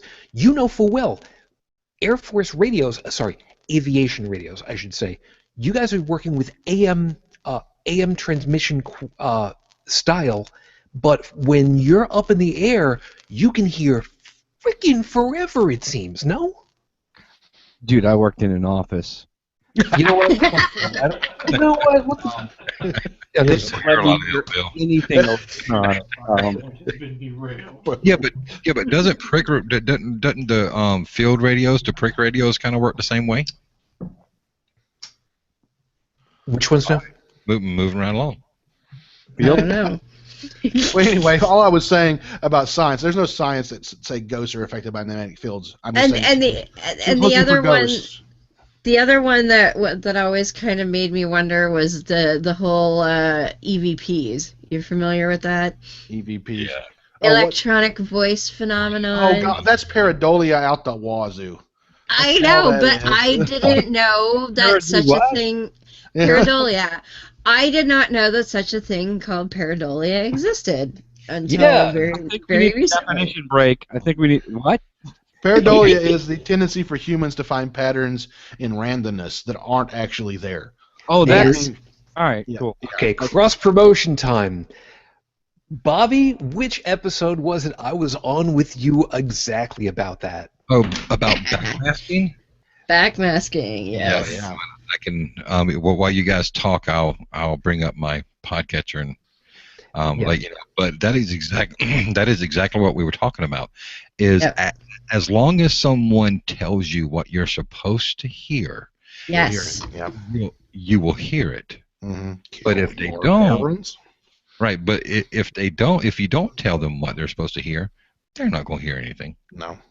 And I No. mean, we used to sit and listen to hours and hours of us, like, dicking around at a, quote, haunted site, trying to listen in the background for something that, wasn't supposed to be there. And And if Rachel were here, she would be explaining all this evolutionarily. We Yes. evolved the tendency to find patterns where they're not there. We evolved the tendency to hear voices and see faces. We evolved the tendency to assume agency when there isn't any, because all that did is help us survive. By the way, that is episode number 47 from February 7th, 2015. It was it's titled "Backmasking with Susan Tribble." Yes. Yep. That was I never heard that term either. Batman. That sounds like a porn category. No, it is. Oh, yeah. Batman. Chicka wow wow. I think it was one of Heath's recommended Google. One of the scathing atheists. Yeah, look up backmasking. No, don't look it up. Don't Could look still it up. be. I never look up anything that man says. Don't. Backmasking was playing an album backwards to hear the satanic voices. Yeah. Yes. And what's so funny about that is that the crazy Christian nutters would travel and do this. They started this idea that the music had a message in it backwards, which if it's backwards, then you couldn't hear it and it couldn't influence you. But anyway, what happened was that the heavy metal guys heard the Christians claiming this and said, And started doing it intentionally. idea. Let's do that. Yep. Weird Al Yankovic was famous for that. Oh yeah. Really? He would intentionally put hidden messages. Oh, in there his was albums. More cheese. I mean, just I got a story about that. Hold on. All right. It was Nature Trail. I remember this one very specifically Nature because Trail to Trail to Hell. hell. Trail to Hell. Yeah. And you listen to it backwards, and he said, "Bill, you're gonna love this one." He says very clearly when you're listening backwards, "Satan loves cheese whiz." Well, so do I, damn it. My favorite. There was one called "Do You?" I think it was called "Do You Remember Larry?" And it's a song Yes. about this practical joker, and then he ends up killing him at the end of the song.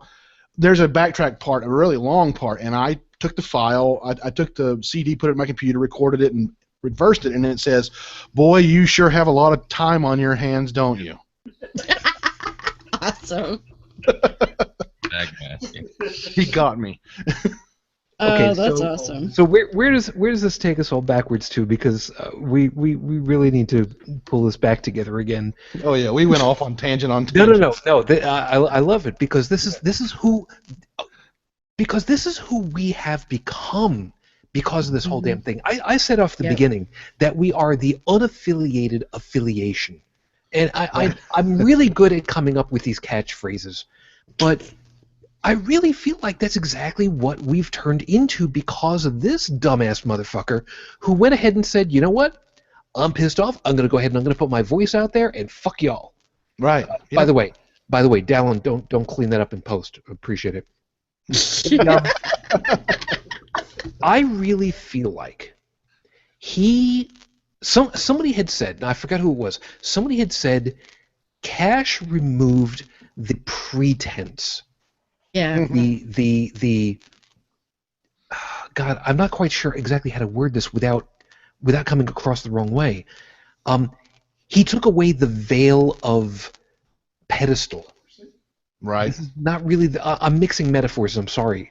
This is not the alcohol talking. I've been trying to figure out for like days how to explain this one. Right. And I feel like he really took away the veil. He took away the curtain and said, you know what? I got a microphone. I got an internet connection. I paid for a couple of things because I could, and here we go. And let's take this journey. Well, you know, there's this term, new atheism. I don't like it. Oh, dude. The only thing that's new about it is that we're actually not shutting the hell up and sitting in the back of the bus. Exactly. But I think that's where cash comes in, because let's be honest, a lot of atheistic material that came before has been Skeptic's Guide, dry, weedy, not. Very staged, very, you know. I mean, I meet some like when I go to humanist meetings in Asheville. I meet a lot of the old school humanists and atheists, and they're almost Puritans compared to the younger ones. You know. Hold on a second, Stephen. Let me pitch this one past you and see what you think about it at this point, because I want to get Bill, because Bill doesn't know how to use his goddamn microphone apparently to get his edge word in here. It's like playing your game, Bill. It's like Cash basically said, we are the average people. We are the biggest part of the bell curve. You're part of us. Why the fuck aren't you paying attention? Because I'm you. You're me. We're us. We should have our voice out here, as opposed to, I've got a couple $100 to put together a really great studio and I'm putting out a really professional piece. He just hung it out there all to dry, and fuck y'all if you didn't like it. And fucking did it. Yeah. Here it is. Yeah. It was raw. It was guerrilla, and that was what made it awesome. Absolutely. I tribe at the beginning of every show. Yeah. You know. And he was fucking glorious. He was. Yeah. Well, one of the best pieces of advice that Cash gave me, whenever I sent him a message, said, "Okay, I'm taking your advice. I'm going to do this damn podcast." He said, "Be real, be who you are. Don't sugarcoat anything. Let people into your life." He said, and it will forever change the direction of how your show goes. He said, because it will endear your listeners to you. And I remember that, you know, and, you know, we all hear that wacky WBLE 145, right? He said, don't do that shit. He said, be yourself. Yeah. You know, he said, and people will love you. He said, because people are going to hear in you the very things that they struggle with every single day, and they can come to your show and go, you know what? I'm not fucking alone. Yes. No. And they will know when you're lying to them, when you're being fake. They'll know. Yes. And I have passed that information on to so many people that have emailed me going, man, I want to do a show, but I don't, you know. And I've passed that on. If you're going to do it, be real. People will respond to it. Yep. Yeah, and Bill, that's exactly the thing. I mean, you have not held anything back. When everything happened, you were out there. When the tumor was happening, you were out there. When you had loss in your family, you were out there. And I know that there were a lot of times I personally made sure that I extended out to you guys and said, you know, hi, and hope that you're doing all right. And it wasn't a matter of looking to get, you know, grace points or brownie points or getting time on your show, which you still haven't had me on, by the way. But it was like it's like it's been said, we've been family, even though we don't exactly get together every year or you know, for Thanksgiving dinner. We're family, not just with ourselves, loosely knit, but with the people that end up listening to us. Like you said earlier, people kind of know us because of all that, and you especially, you guys. Right. Yeah. Okay, first of all, I'm due for another Star Trek episode soon. Woohoo! You're my guy, Shujin. Hey, I can. Put that abomination away. He doesn't like the new movies at all. I'm one of the worst atheists in the world. Okay, first of all, I've never ridden the God Delusion. Me neither. We Bill- talked about Bill this will the other tell day. I have a copy. I haven't read it yet either. Bill will tell you I sat in his living room and watched the only Star Trek I've ever watched in my life, and it was what, 5 episodes, Bill? Yeah. I never got into Star Trek. It's Never did. understandable. I mean, the 5 episodes, that was a classic series or Next Generation? Next gen. I don't No. It was next gen. know. Okay. I don't know. Here's the thing. Were the dead guys wearing red or gold? I don't remember. They were flying around in space. That's all the hell I know. You're a bad atheist, Bobby. I You're a should bad have. nerd. I should have worn my red shirt. Sorry.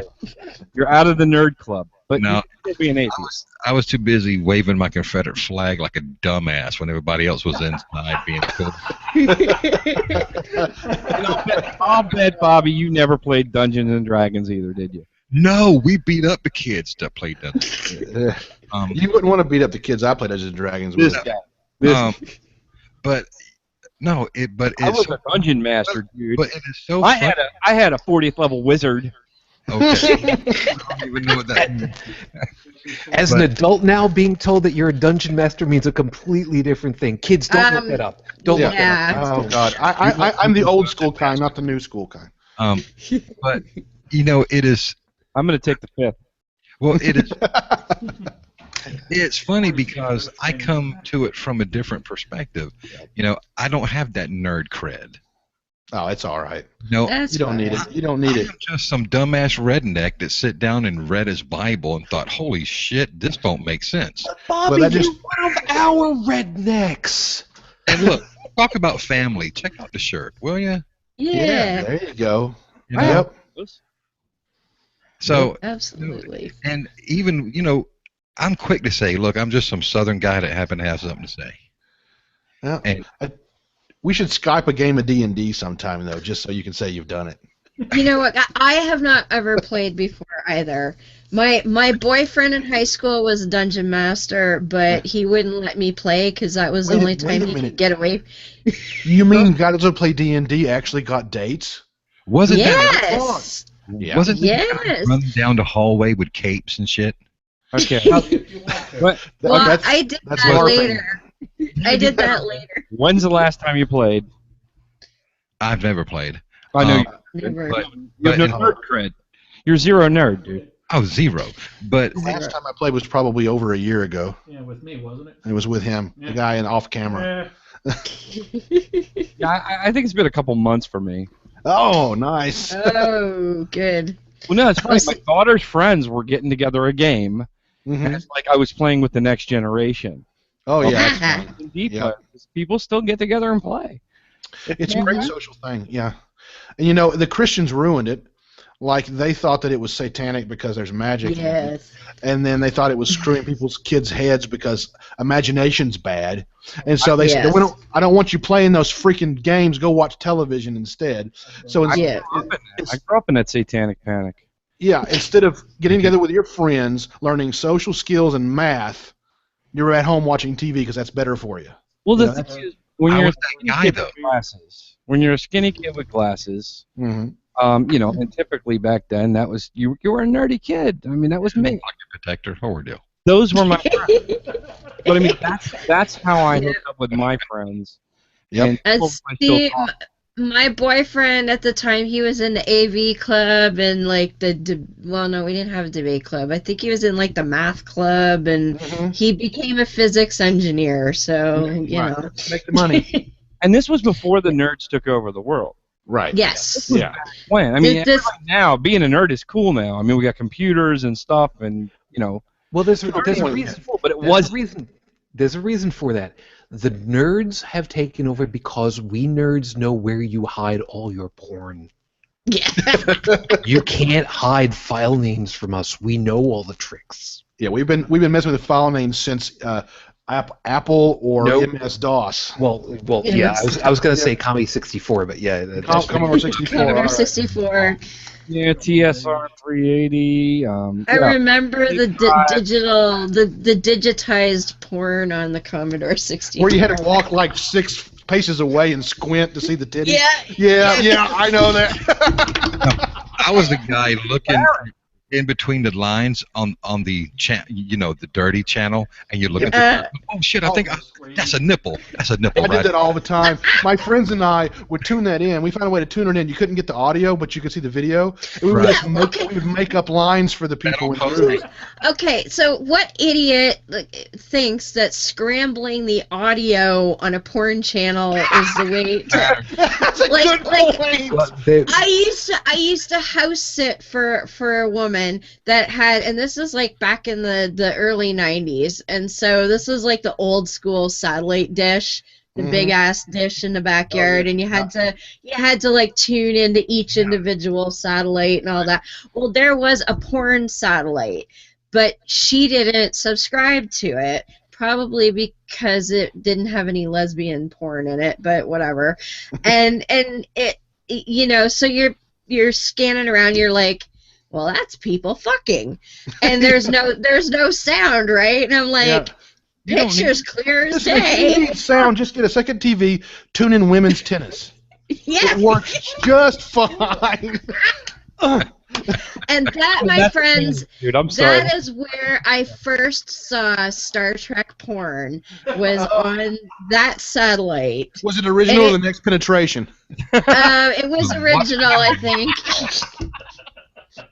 There's like 8 movies of it out now. In case it's called Sex Trek. And the first couple movies, the Enterprise. Well, no, it's called the Starship Intercourse, but it's made out of like dildos glued together. It's quite awesome.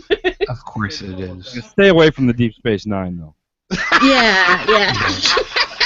That's a little bit too much, even for me. Yeah. So didn't need that. Boy, this show took a turn, didn't it? Well, there's this giant wormhole. Yes. Don't say not wormhole. going. I should stop. Don't say Don't wormhole. even talk about the Klingons. No, thanks. I appreciate that. You know what? The worst part about it is, if Cash was actually here, we would.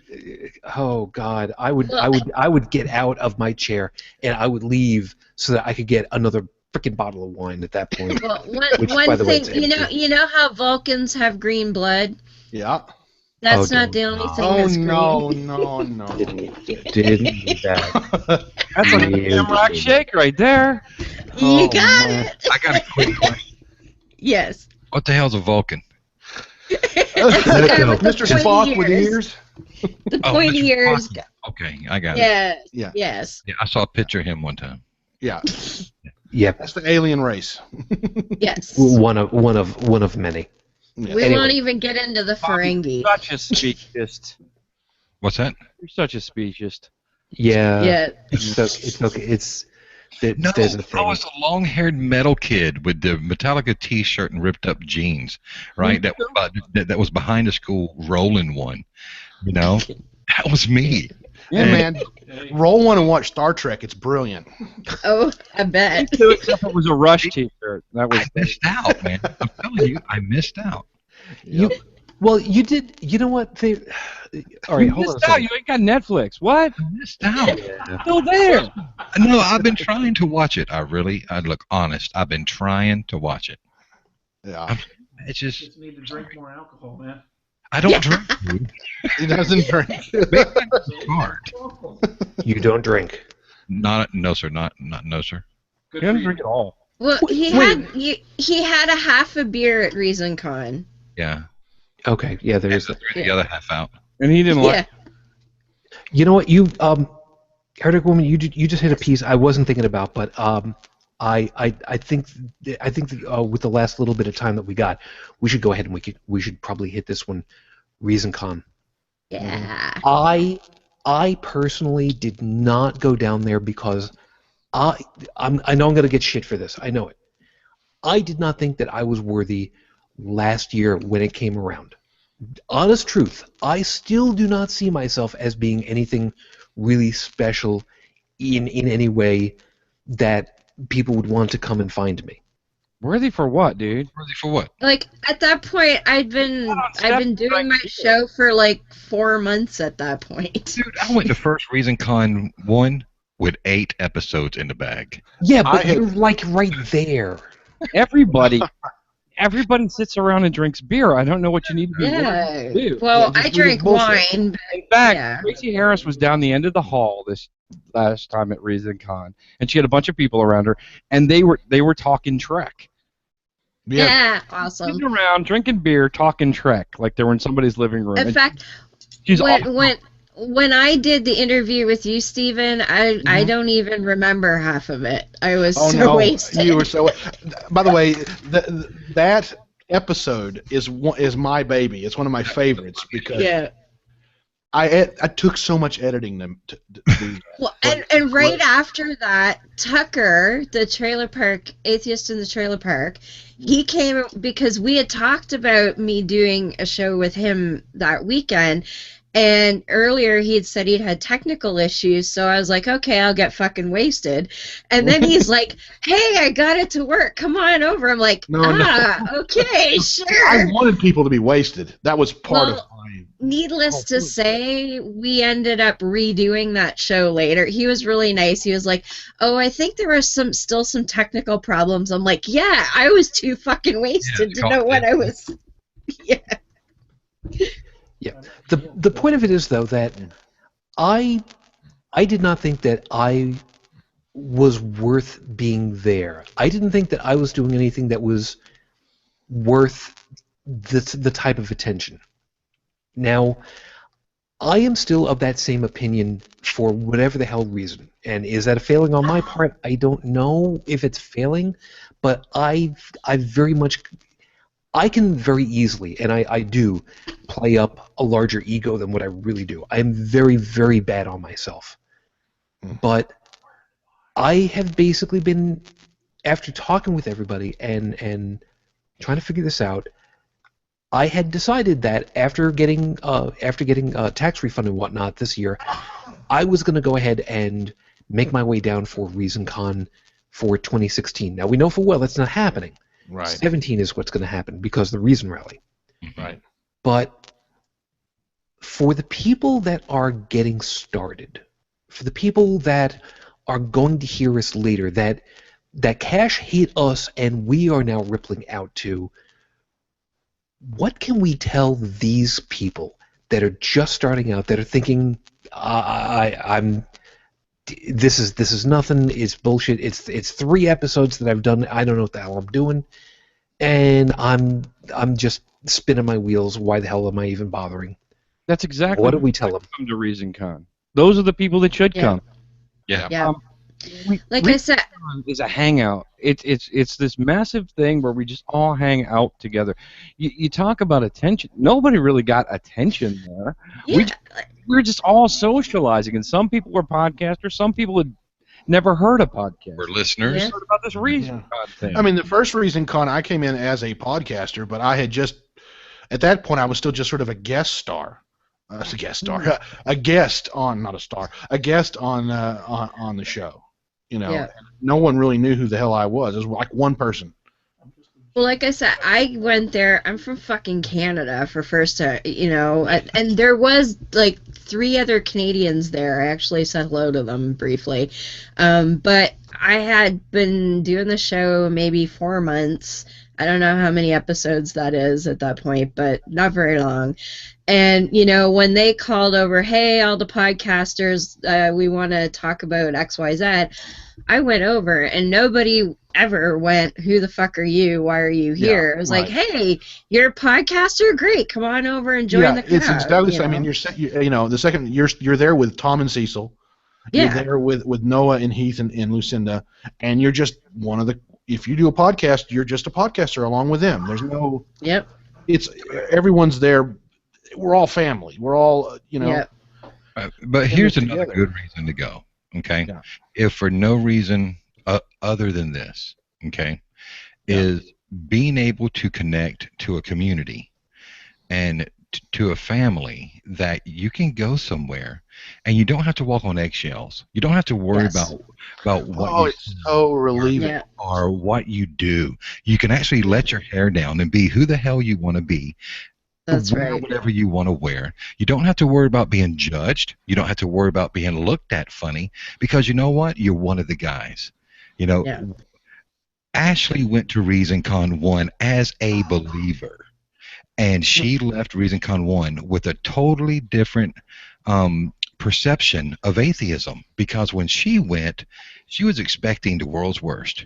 People sitting around yelling about God, talking bad about God, and instead she walked in and had people wrapping their arms around her and welcoming her into the community.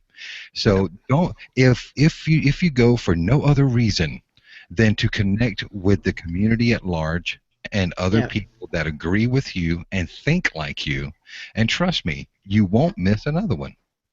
And go to the Absolutely. Reason rally this year. Yes, I'm we're going. going. Yeah, just Last time. Johnny Depp's going to be there. I mean, that's kind of cool. Bobby C's going to be. Yes, sir. I will Cooler. Hell, Yeah. Bobby C, Miss Ashley's going to be there. Yeah. Even cooler. Yeah, they're going for me. Yeah, fair warning, I'm not going to be going there, and there's a good goddamn reason why. I've got my daughter, and at 13, you'll forgive me if I say, with 5,000 plus thousand, you know, I don't feel that comfortable in that particular environment, because single dad, you know, there's only so much, but oh my God, I've already said that, and I everybody, don't let them know about this. I want to have my daughter come with me to ReasonCon so that we can, you can love this, so that we can walk up together to Scathing Atheist, where all three of them are together, so that I can say, by the way, Tiny Trill, this is Heath, so that she can look at him and go, oh, you're the one that talks about the baby raping jokes? Oh, good to see you. And walk away. Puppy rape.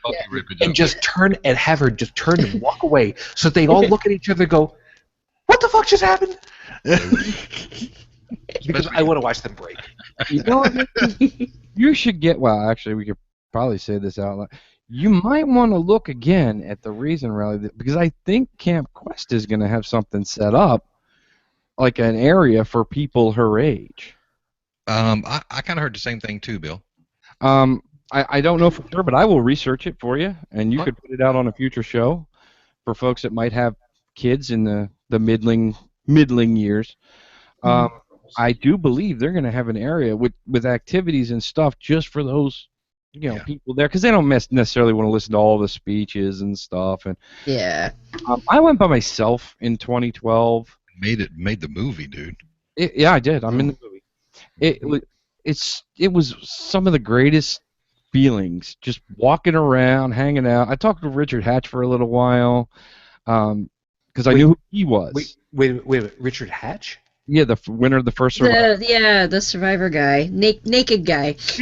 Oh, right, yeah. Although he was clothed at this point when I.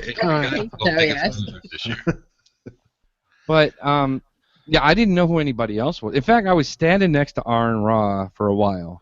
Oh, yeah. Had him on the show. I'm a big fan. I didn't know who the hell he was at the time. I didn't figure out later. Oh, that's who that was. He's an opposing figure, isn't he? He was actually debating. Well, we were both over there debating with the protesters, which is awesome. I hope there's protesters this year. I want to go get in the face of some Westboro Baptist freaks. Hey, I like protesters. I mean, I do think too. about it. Think about the last ReasonCon. Dean, the preaching machine. You know, Dean the preacher machine, man. Yeah. See, I missed that because I was waiting for Foda to get the fuck out of bed so we could go for lunch. Yeah. I kept on going out there wanting to see this. I missed him. I don't know how I missed him, because I was excited. I don't like the debate. I said so, but I was kind of excited about the protesters. Chances are you were there after we did, because by the time me, Matthew the Apostle from In the Name of God the podcast, and Matt from Atheism 101 got done with him, he got in his car and left. It was beautiful. Bobby made him go get his Bible. It's like, oh, he did the old, that's not in the Bible. I was like, oh. Yeah, let me tell you. The nice thing about the Reason Rally is there's plenty of protesters for everybody. Nice. Yay. And they keep them in their certain area. So you can go over and debate for a while and say, I'm done with this. I'm going to go back and enjoy the show. Awesome. Yeah, I mean, you'll have music. I think Shelley's booked, right? Yeah, Shelley is. Yeah, that's where I first saw Shelley. Was it Yeah. this little dot out there, this little tiny girl sitting up there singing, and she was so nervous. It was so cute. And now look at her. She's huge. Yeah. But Heretic Woman, by the way, Yes. I'm sorry, Bill, finish your thing, because no, go ahead. I'm done. Okay. Piggyback over to that for a second. Yes. What happened where you were saying that you told this guy to go ahead and get his Bible? Talk through that one again. For folks. That's what Bobby did. The guy Gene the preaching machine. Bobby should tell the story because you're a pain in the I ass. was going to let you, Shelley, you seem like you're doing a pretty good job. God damn it! Will somebody just take the horns on this? I don't know what he said. All right, I'll tell the story. I don't know it, but here's what happened. I appreciate that. Thank you. Here's the whole story. I was standing outside, and Matthew the Apostle comes running up to me. He said, "Holy shit, there's a preacher." And I grabbed my recorder, and off we went to see this preacher. Well, this preacher, according to him, was from New York. He was down from New York, and he was standing on the corner screaming at cars as they came by, basically preaching to cars as they drove by. How Now, useful. Because that works. No. The funny thing was, it was raining, so there were no windows down, but that's beside the point. So we walked up to him and started the conversation, right? And so we started debating this preacher. Now, he had what appeared to be like a binder with him, not really a full-blown Bible, but just a binder. And I started presenting Bible verses to him, and he kind of deflected a little bit, but I would keep bringing him back. And it got to the point to where he said, "That's not in the Bible." I'm like, "Dude, go get your Bible." And he walked away, and Matt from Atheists On 101 said, "I guarantee you he don't come back." Well, surprisingly, the guy came back with this War and Peace book of a Bible, right? And so we started telling him where to turn and read, Deuteronomy 22:28, rape victim must marry the rapist, those type things. Yeah. So it got to the point to where he could no longer answer those questions. First of all, because it's the first time he's ever seen the verse, and he's a pastor. I know. And like you're on a street corner trying to preach, and you don't know that shit's in there. Yeah. Didn't even know it was Of in. course. So I asked him, because he kept going on about the New Covenant, the New Testament. Oh I yeah. said, "Fine, do me a favor." So I laid him into Matthew and into Luke, the common verses everybody knows. And he got to the point to where he was telling me, "Bless you, I got to go pick up my brother.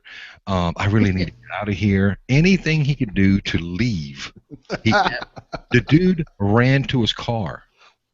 I considered it a win. I think so. And it's key recorded. point- We played it on the show. It was great. Key point too, Bobby. Why the other reason why you told him to go get his Bible, because you didn't want him to think that you had like some atheist app that was skewed or nothing. Like, go get your own Bible, buddy. Mm-hmm. Yeah. Talk about interesting Bible debates. Bobby's about to have a pastor on the show on the 13th. Yeah. Pastor Greg Locke. And Oh. kind of rolls back into our previous debate discussion that you can take any side. As part of the debate prep, I'm taking the Christian side. I'm gonna we're gonna record that and put it out sometime in the future. Yeah. But you want to hear me argue the pro-Bible? Right, because Awesome. what Bill sent me a message that says, "Man, I got this great idea." And normally when Bill says that, it's normally a great idea. Mm-hmm. And he said, "Why don't you send me some of the contradictions that you're going to present to Greg Locke, and I'll do the research, and I'll debate you from the Christian side, kind of like sparring before I go up against Greg Locke." Oh, nice. And I'm like, Awesome idea. cool. So Bill is doing research. I think I sent you 5 contradictions. I think I Yeah. did, Bill. So far. Yeah. Well, trust me, I got 3 pages of them now.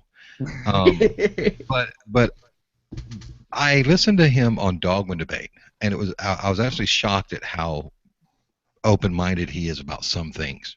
Yeah, I And- didn't anticipate that going the way it did me either. either, because I expected him to act the way he does on his videos. Yeah, he's Yes. a complete ass on his videos. Right. I expected him to be a pompous ass, but he was the exact opposite. And I'm like, okay, we can take this a different direction. So I wanted to get away from what Dogma Debate did, and I'm going to start touching on the scientific side of the Bible, things that the Bible is wrong scientifically. Right. The sun standing in the sky for 24 hours, wrong. That means you have to stop the rotation of the Earth. No, Mhm. don't worry. That's a bad day right there. Right. Rabbits chew their cud. Wrong. Right. Wrong. 4-legged insects. Nope, that don't work either. The Right. pillars of the earth, the foundations. Right. So all these things. Firmament. So all these things that the Bible has gotten wrong scientifically, I want to approach it from that side as well. So Bill's going to do some research. He's going to do his best to be a Christian, and we're going to debate it. And of course, Audacity will be running, and if nothing else, we'll make an episode out of it. That sounds very interesting. Yeah, It that, does. Future, because we don't want the pastor to catch the. No. Yeah. Yeah, but it'll be. Right. What I'll wind up doing is I'll wind up putting on Patreon for free, right? Right. Yeah. Because you can post anything for free on Patreon. So if you want to hear it, go to Patreon. It's free. Listen to it. Right. Sweet. That would be awesome. I would Yeah. love it. So there's a last thing that I want to make sure that we get done with, because we're pretty well at the 2-hour point, and I don't want to keep us too much longer. And by the way, for those of you that are watching live, if you would like the opportunity of popping on with us after we close out the show, I don't know how many of us are going to be able to. I'm sorry, I didn't think to ask you guys about this. If anybody wants to stick around a little bit after we close up officially and meet folks, For a little bit. all right. Anybody that's watching live, if you get in touch with me one way or another, either in the Q&A, I can see about sending a G+ invitation or whatever, and I can see about having you guys come in. The normal hosts, of course, you guys have got a standing invitation. I'll make sure that you guys have got an invite link. Piece that I wanted to have us finish off with for the last of our official time. What we already went ahead and talked about, kind of, what do we say to the folks that are new and coming up? What do we say to Cash? Now, I'm saying this, and I sound, even in my own ears, kind of melodramatic, but even though he's not here, he's kicked our asses collectively. I mean, there's no other way of saying that, and it's for a good goddamned reason that he did. Whether he talked to us directly or because of the way that he's inspired us, he's kicked our collective asses to do what we've been doing at this point. What do we say to somebody like that, who is probably just going to go ahead and downplay the whole thing as just, well, I had the time, I had the money, I had the energy, and I'm just doing what I wanted to do. right. That's a good question, because he's too humble for his own good sometimes. He doesn't realize Yeah. how good of an influence he's really been. He doesn't realize how important his work has really been. Like, for instance, his wit. He downplays the importance of the humor, but that drew people to the podcast. That was important. Being entertaining is important too. Absolutely. And He was also a good judge of character. good judge, yeah, for the most part, yeah. Holding that thought for just a second, Stephen. When he came on my show, oh God, whenever the hell that was, no lie, he went ahead and he said, I talk up a really good show because I've got this. I'm sorry, this is just a ream of paper that I've got for my printer. He held up this big ass book. You probably remember it, that had like all the thesaurus information and all the stuff, and he was saying, he's waving this on the camera, saying how, you know, I've got all this stuff so I can cross-reference all my words and I know what the hell I'm talking about, and then some stupid ass motherfucker has me come on live so I can't use my reference material, and I'm sitting here and I'm just thinking, you know, fine, that's the way it's for the comedic part that you were just mentioning. He didn't have a problem at all with saying, you know what? I sound like a goddamn redneck who doesn't know what the hell he's talking about. I'm going to sound like a goddamn redneck a lot of the time that doesn't know what the hell he's talking about. But don't go ahead and take me on as far as words that I know, because I will bury your ass. Right, exactly. Yeah. Cash's intelligence was hidden behind his accent. Yeah. Yes. I've often heard that when people hear a Southern accent, they automatically deduct 10 IQ points from the person that's using it. Usually from the at least men. Yeah. Anyway, yeah. And because most people really don't give much thought to a Forrest Gump type. But his intelligence was well hidden behind his accent. And he had a unique way. He's not fucking gone. He has. He has a unique way of being able to explain things in such a way that it doesn't matter if you have a PhD or if you're in 4th grade. Mhm. Yep. He had a way of explaining it that you would understand it, and Right. he didn't have to use $15 words to do it. Right. You know, that is one of the greatest things that I love about listening to him is what Bill would say. He said it in Susie speak. Yeah. Right. You know, and that's where he and I were copacetic. That was a $15 word. It's okay. I'm drunk enough. I know what you mean. Yeah. we All 50, but $15? Ah, come on. we meshed in that way. I loved it whenever I would do a woo segment, especially maybe one where I was explaining chemistry, and he would ask me questions.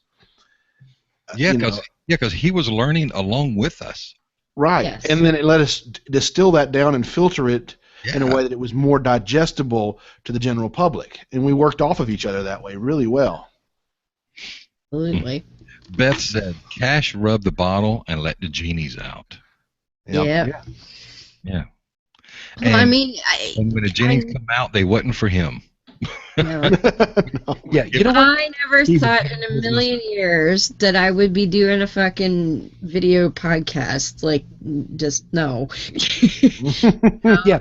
And just like, boom, there you are. You know, one day I don't even know what the hell a hangout is, and 3 weeks later I'm like, okay, so this is my weekly show now. Well, I can guarantee there would be no religion required podcast without two people. Cash for giving me the nudge to do it, and Bill Robbins. And here's why I say Bill Robbins. You're sweet. Because Bill Robbins, I'm telling you, if it wasn't for Bill, y'all wouldn't be hearing me right now. Bill, I bought my first kit and couldn't get the damn thing to work. I was throwing it in the yard. And I called Bill and I said, Bill, if you don't help me, it's going in the damn yard. And Bill helped me set up my first kit. So if it wasn't for Cash giving me the nudge going, dude, just fucking do it already. Mm-hmm. Right? Mm-hmm. And then Bill going, man, it's not as hard as you think. Let me show you how. That And is the thing about this community. I remember when I remember when we decided on a name for the show and we wanted to use Atheists On Air, and I was like, well, I don't know, that's kind of presumptuous. And I went to Cash, and he's like, I'm fucking honored. And I'm like, but you're the guy. We're just the peons, you know? And, yeah, but he's like, no, I'm fucking honored that you would want to do that. I'm like, okay, amazing. Yeah. You know? Yeah, I Bill, think the lesson here is everybody's the guy for somebody.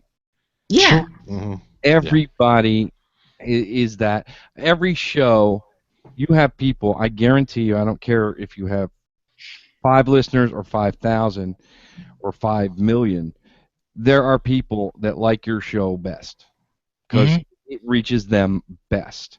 I get that from people. I get emails, not a lot, but a few. They're like, hey, your show is just the one. It reaches me. And I'm like, awesome. So I think that's the lesson that everybody should take away from this. We can all be that guy for somebody. Right. Atheist podcasts are like enzymes. Go ahead, finish that thought. Go ahead. I'm being silly. Go ahead. Actually, I was going to say, Bill, you get email? Cool. One last week. Yeah, from Bobby mostly, but You don't want to read them. Look, there are look, guys. the pictures that'll get you. And if there's anyone listening that has in the back of their mind about starting a podcast, listen. There are going to be times where you're ready to throw your hands up and go, fuck this. Because, trust me, if you're doing an edited show, that takes time. Okay? But it is when you are ready to throw your hands up and go, fuck it, that you get that email from someone that says, dude, listen, it was your show that helped me come out to my parents. It was your show that gave me the strength to do this. And you get those emails, and instantly, every minute spent, every hour spent sitting there editing a show is worth it. And that just drives you to keep going, knowing that you reached one freaking person. You know, I'm gonna dovetail onto that for a second. And I'm not talking as like the host. I'm talking as a host. Yeah. A host with all of you guys. Fellow host. Yeah. Yeah, because We're all hosts. Well, at this point, yeah. There's a piece about this that I want to dovetail onto that because, truth be told, I have gotten very very few emails, no voicemails. I don't hear much of anything at this point, and admittedly, that silence can be really, really annoying. And for folks that are doing their thing and maybe starting off, and you keep hearing, well, you know, I've got this podcast that I listen to, they've got like 10,000 subscribers, and this one's got 50,000, and you know, I'm not getting the numbers that Skeptic's Guide to the Universe gets. Don't look at the numbers. I don't. If you're, except for one number, are you getting at least one viewer, one download? If you've done that much, it doesn't matter except for one other variable. Are you having a good time? Are you having fun? Mm-hmm. Are you doing what you want to do? I mean, I forget what it was. It was a year ago, as a matter of fact, where for the first time I actually went looking at the download numbers, the view numbers over on YouTube, because I don't know about those metrics. I don't know shit on that. I will admit it. I don't understand that stuff, and I don't go promoting my stuff, and I've gotten flack for it on occasion. But I finally looked at it, and one of the things that astounded me was the biggest download numbers were from the U.S. All right, I'm based in the U.S. No surprise. Right. Canada, right over the border. Okay, you know, a very secular area. England, a couple of other places in Europe, a couple of locales in Central and South America, Africa, and then one of the biggest outliers was, you know what, I'm going to say it, motherfucking Saudi Arabia. What the Saudi Arabia. Now, that was one of those moments where, for me, I don't hear dick from anybody. I don't get emails. And when I saw that, that was a moment where it was like, wait a minute. There's at least one person that's downloaded at least 10 minutes, according to YouTube. That's enough to, if you're getting from the beginning of the show, to find out who everybody is on the show.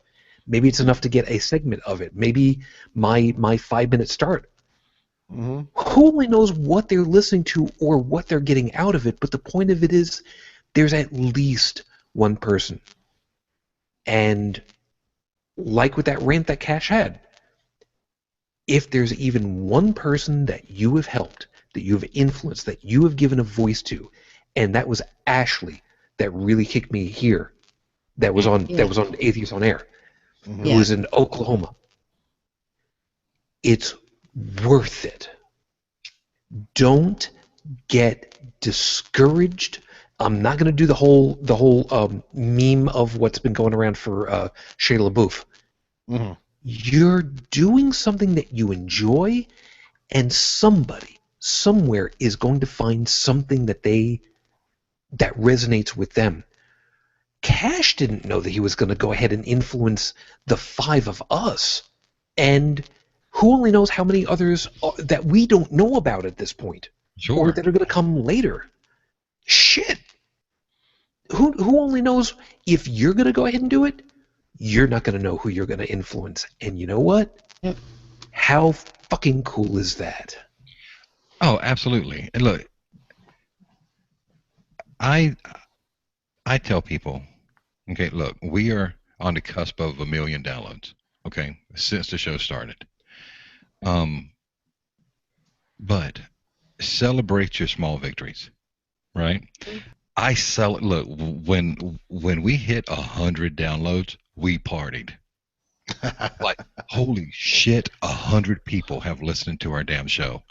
And I remember listening to Bill's podcast, and what Bill and Susie would do is when they got like 1,000 likes or whatever, they would call the person that was that 1,000th like, right? Nice, cool.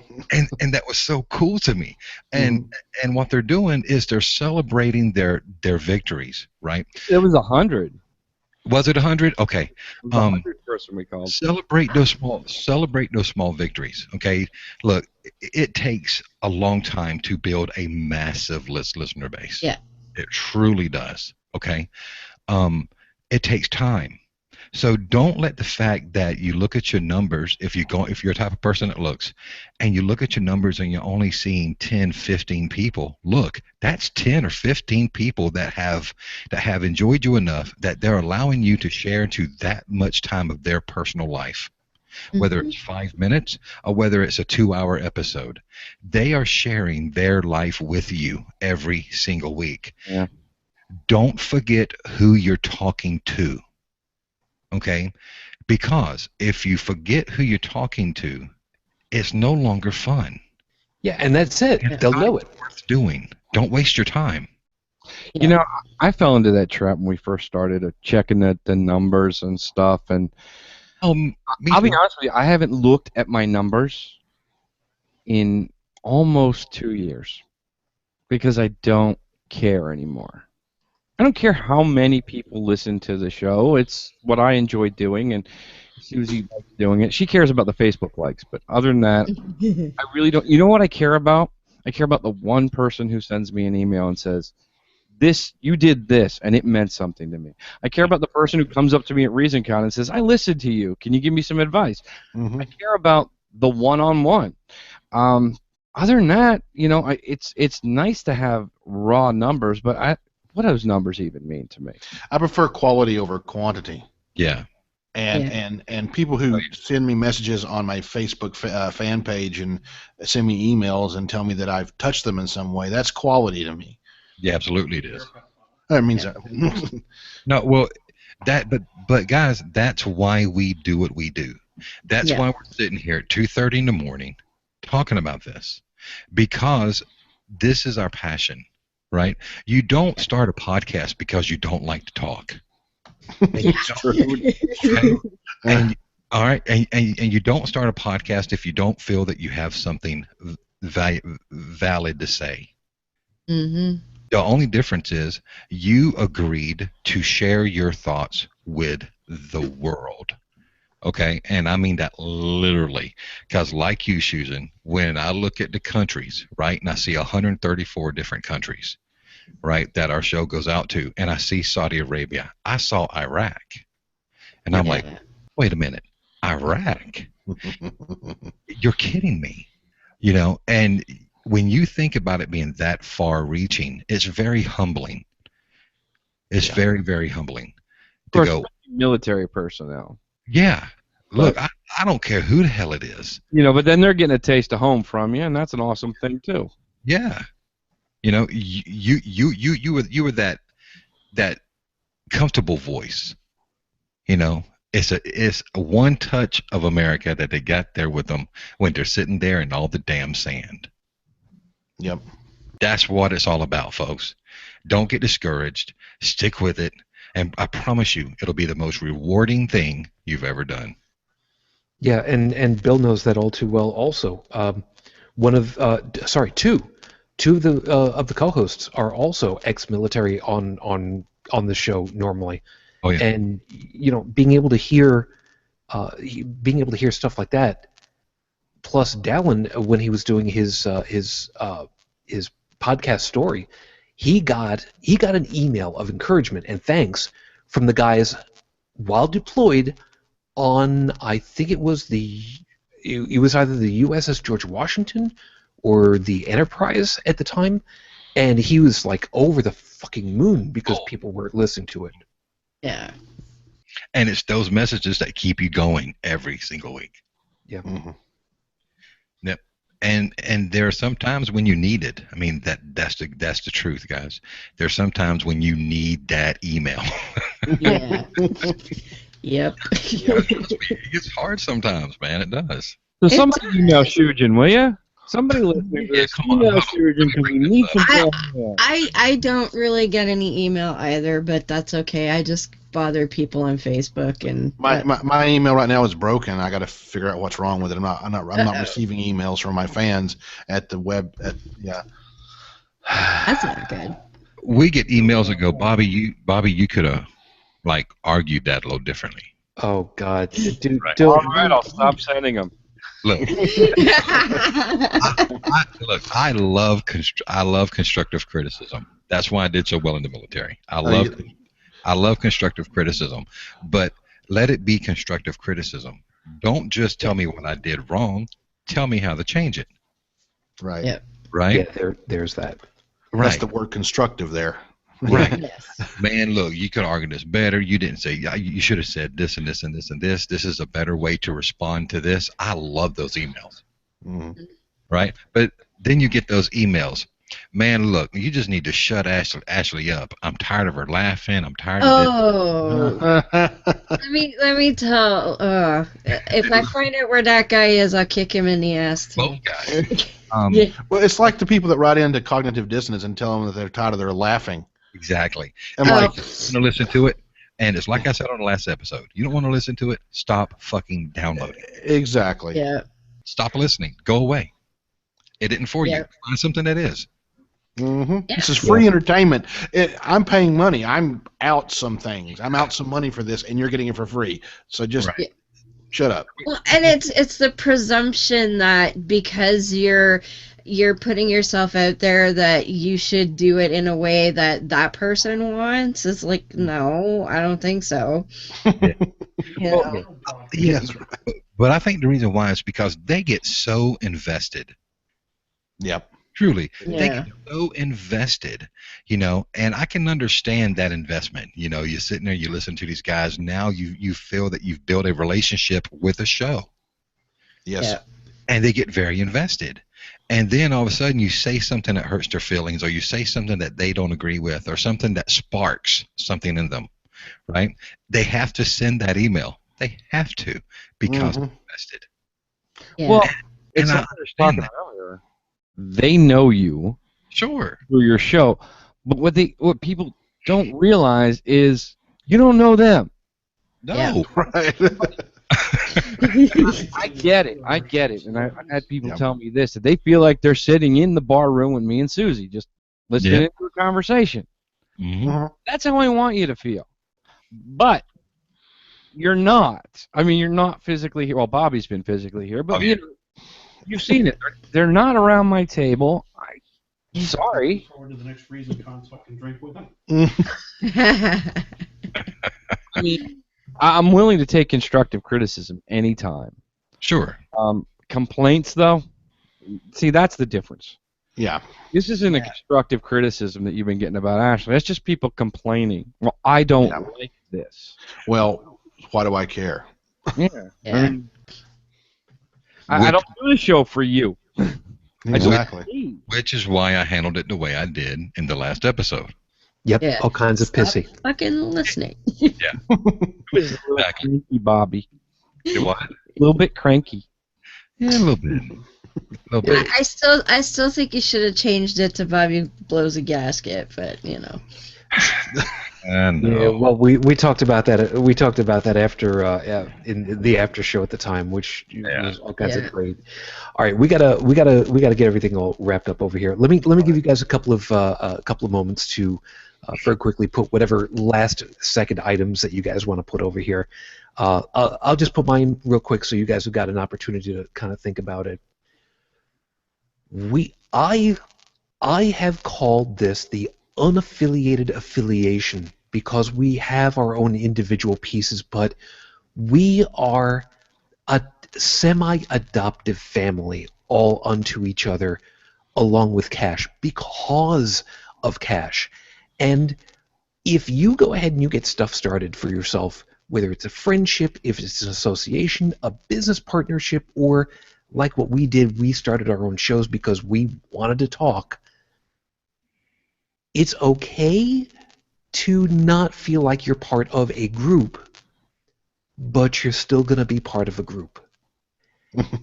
There is an expression that I've used to help people who have been feeling sad, feeling depressed, because I feel that way more than people would think because of my situation, and I'll talk about that another time. It's okay to feel lonely, but don't ever feel like you're alone. Right. You're never going to be alone. And if you do decide that you're going to join us in this journey forward, you will not be alone. We may not know about you right at this point, but later, if you go ahead and say, I'd like you to be on my show, guess what? We'll take notice, and we will say, when are you on? Where can I find you? And I will take the time to find out about you and see what I can do to help you out. We may not be the best fit for you, but I'm going to go ahead and I'm going to stick my neck out there. I will speak on behalf of all of us and on Cash. We'll be there. Maybe not every time, and maybe not in exactly the way that you think that you need. But God damn it, we're in this whole thing together. We'll be there sooner or later, one way or another, to do what we can, when we can, the way that we can. And we'll help as best we can. And if we can't, we'll try to get you to somebody who can do better.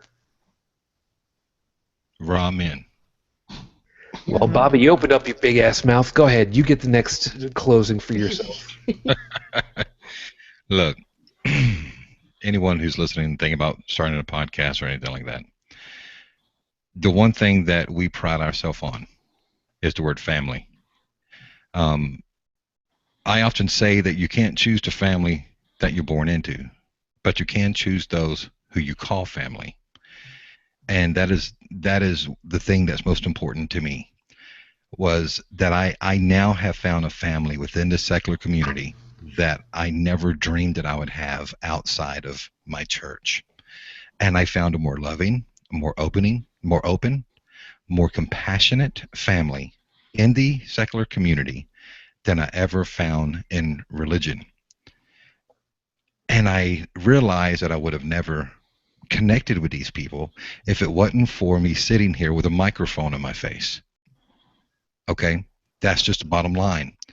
I would not have the family, and I don't use that term loosely. I would not have the family that I have now, first of all, had someone like Cash not said, you know what, dude, just fucking do it. And I wouldn't have that family if I didn't have people like Bill, if I didn't have people like Susan and Deb and Steve and all these people that are part of the podcasting family. We are a family. Don't ever forget that. And when you turn on those mics and you decide to share your voice with the world, I want you to understand that you are actually doing something very important. Don't think that you have nothing important to say, because there's always that ear that is going to hear what you have to say, and it's going to resonate with them. The next the next person that you touch will help reach 1,000. You never know. The next person listening could be the next Christopher Hitchens. You don't know that. Do your best to do your best. And as long as you present your best to the world, no one can ever criticize anything you do. And I will say the same thing Susan said. There's not a podcaster on this planet that if you reached out to them, said, I'm brand new, I need help, we will help you. I get those emails every week. Will you listen to my episode before I put it out? I want your opinion. I get them every week in email. And I do it for them. Why? Because we're family. So if you're brand new, I tell you, welcome to the family. And if you need anything, you let us know. Steven, here's your big opportunity, man. Make it a good one. Well, what I have to say is if you feel the need to voice your opinion, to talk about your experience, to vent about those aspects of your life that have been touched by religion in a bad way, or just to get out there and spread humanism to those of us who need it, just do it. Don't, if you're not comfortable doing a podcast or a video cast, do a blog, write it up, do something. We have this wonderful creation called the internet that is just this technological marvel that wasn't even predicted on Star Trek. Use it. Get out there. It's amazing the amount of people you can touch from across the world with this technology. And the more the merrier. I've heard people say there's so many atheist podcasts now. I'm like, great. I wish there was 100 times more. Let your voice be heard. So you don't have to be afraid. You don't. Yeah, you will make friends. You will make family. You will get to know people. And if you're starting your own podcast and you're needing some help, whenever I bring Atheists on Air back, and might be a month, might be 2 months, email me, message me on Facebook on my Professor Steven page. I'll have you on the show. You know, we don't care about who you are. I mean, we kind of do. If you're real famous, we would really love to have you on. But you come on and just talk. That's what we do. It's just amazing the freedom of expression, the freedom of speech that we have on the internet. And it would be a shame to not use that freedom to try to better the world. To not use that freedom to not abuse it, but to use it to help others. And I think it's leading people to think critically and to throw off superstition and be themselves and not be under the thumb of irrational beliefs. That's as good a work as I can think of that you could do with such technology. So, you know, let's just get out there and let's just do it. Get on Facebook, get on Twitter, whatever you got to do. Debate, post memes, whatever. Vet them first. Make sure that they're true. Don't post anything by Avocado Wolf. Don't post anything by Avocado Wolf, exactly. Or anything from a Spirit Science. But just do it. I guess the stupid Nike motto, just do it. Get out there, do it. Don't be afraid, you're not alone. Yeah, don't be afraid you're not alone. Exactly. As researcher Dave said, we're all here. We're all family.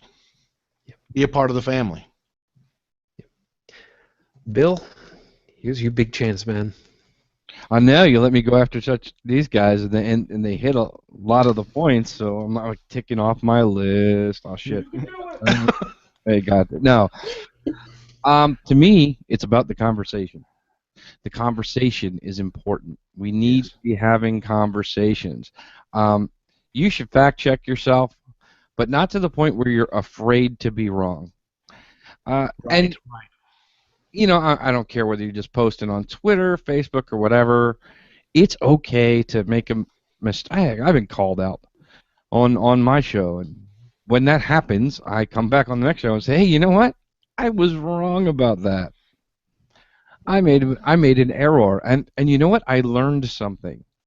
So I won't make that error again.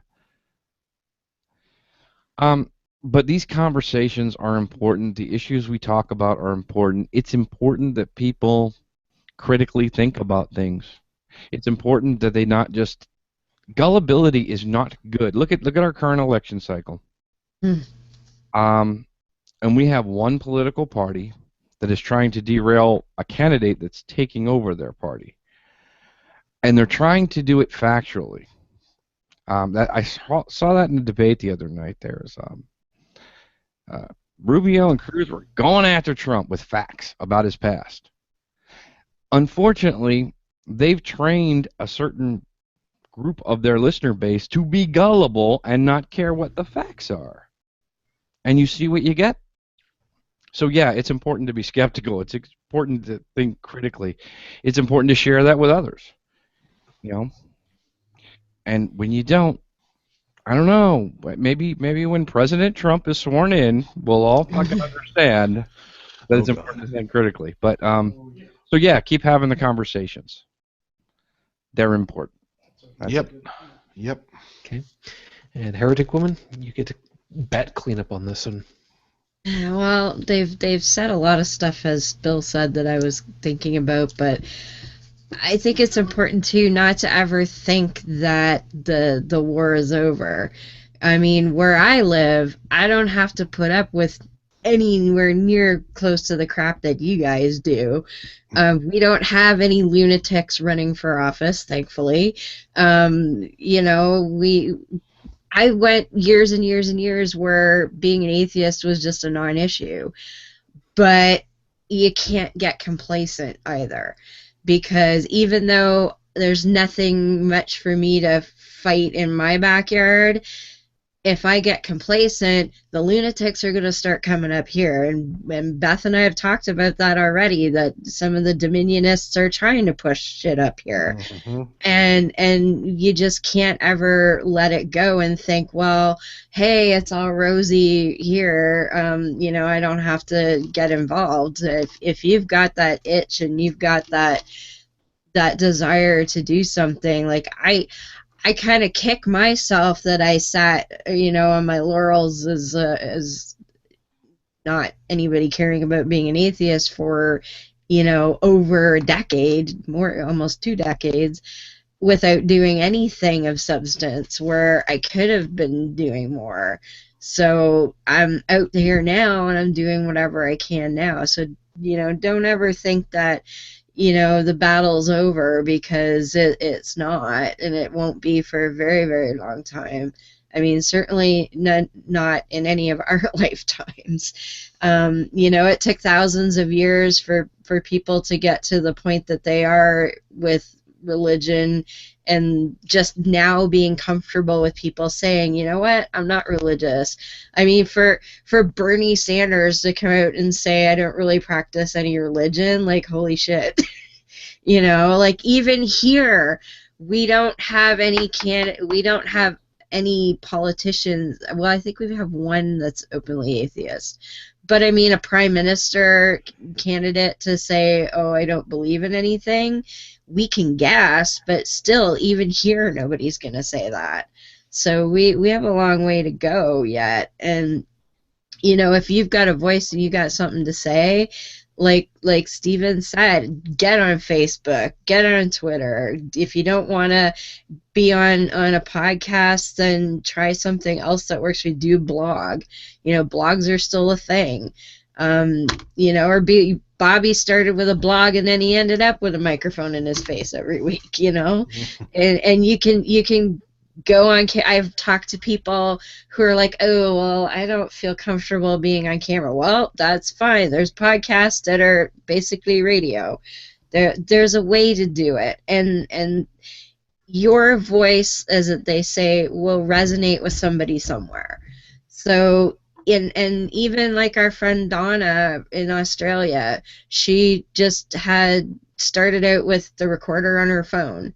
You know, and she's not able to be as regular as she would like with her show, but, you know, she still does it whenever she can, and she now has a microphone and expanding. I just got a new computer that allows me to do things more smoothly, so, you know, when I'm going to my segment, I'm not waiting for the fucking VLC to load up. I can push a button and boom, it appears now.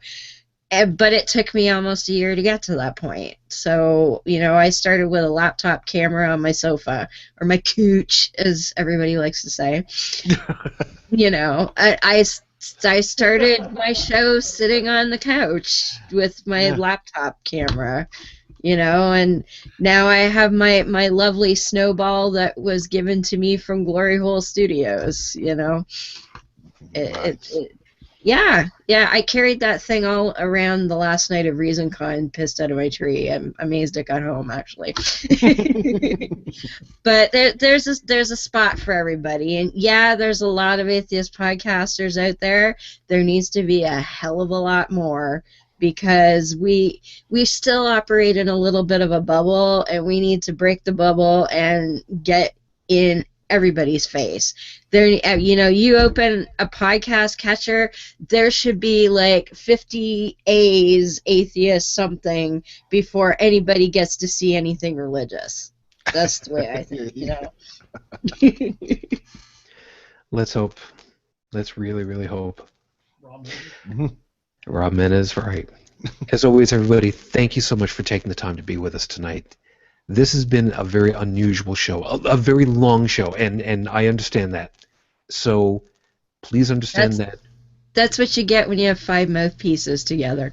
Well, we need to do Atheists on Air, because their shows are always fucking long. So yeah. True enough.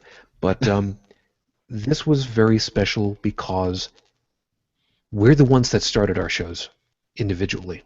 Mm-hmm. We're sorry that we can't have Cash on with us, but I know full well at some point he'll hear us. Yep. Cash, on behalf of all of us, you did good. Thanks. So, before we get out of here, let's give everybody an opportunity to plug all this stuff to set the tone for everybody. You've been listening to Holy Crap the Vlogcast. You can find it at HolyCrapTheVlogCast.com. All of the links that you need are going to be over there. I would like to thank all of my co-hosts normally. Heretic Woman, Joey, Chris, Joseph, Bridget, and Dallin. Thank you guys for making the show what it has become. Professor Stephen, thank you very much for your time. Plug all your pieces and all of your hosts. Well, I'm going to plug, check out my Facebook fan page, the Professor Stephen page, and we're going to bring the podcast back from hiatus soon. And I'm going to get in touch with Rachel, and we're going to bring her back. And I'd like to just plug Rachel Nennan Brown and my friend researcher Dave, who's sitting over here, who's commented a few times on the on the cast. And just wait for it. We're coming back. That's all I have to say. Thank you for that, man. Mm-hmm. Bobby, thank you very much for your time tonight and staying conscious. I appreciate it. You have yourself a good night, and plug all the people and all the stuff. Well, thank you very much for having me, man. It's good to be back on with you. It truly is. Guys, if you want to find us, we are live every Sunday evening at 7 p.m. Eastern Standard Time on Spreaker.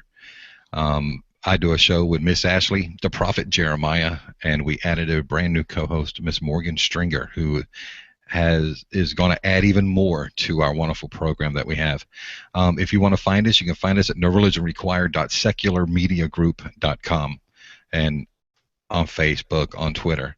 Coming up, we got Justin Schieber, Eli Bosnick, and a debate between me and Pastor Greg Locke. That's going to be March 13th. If you guys want to come into a live chat room and put your questions and comments out there, we will probably use them on the air.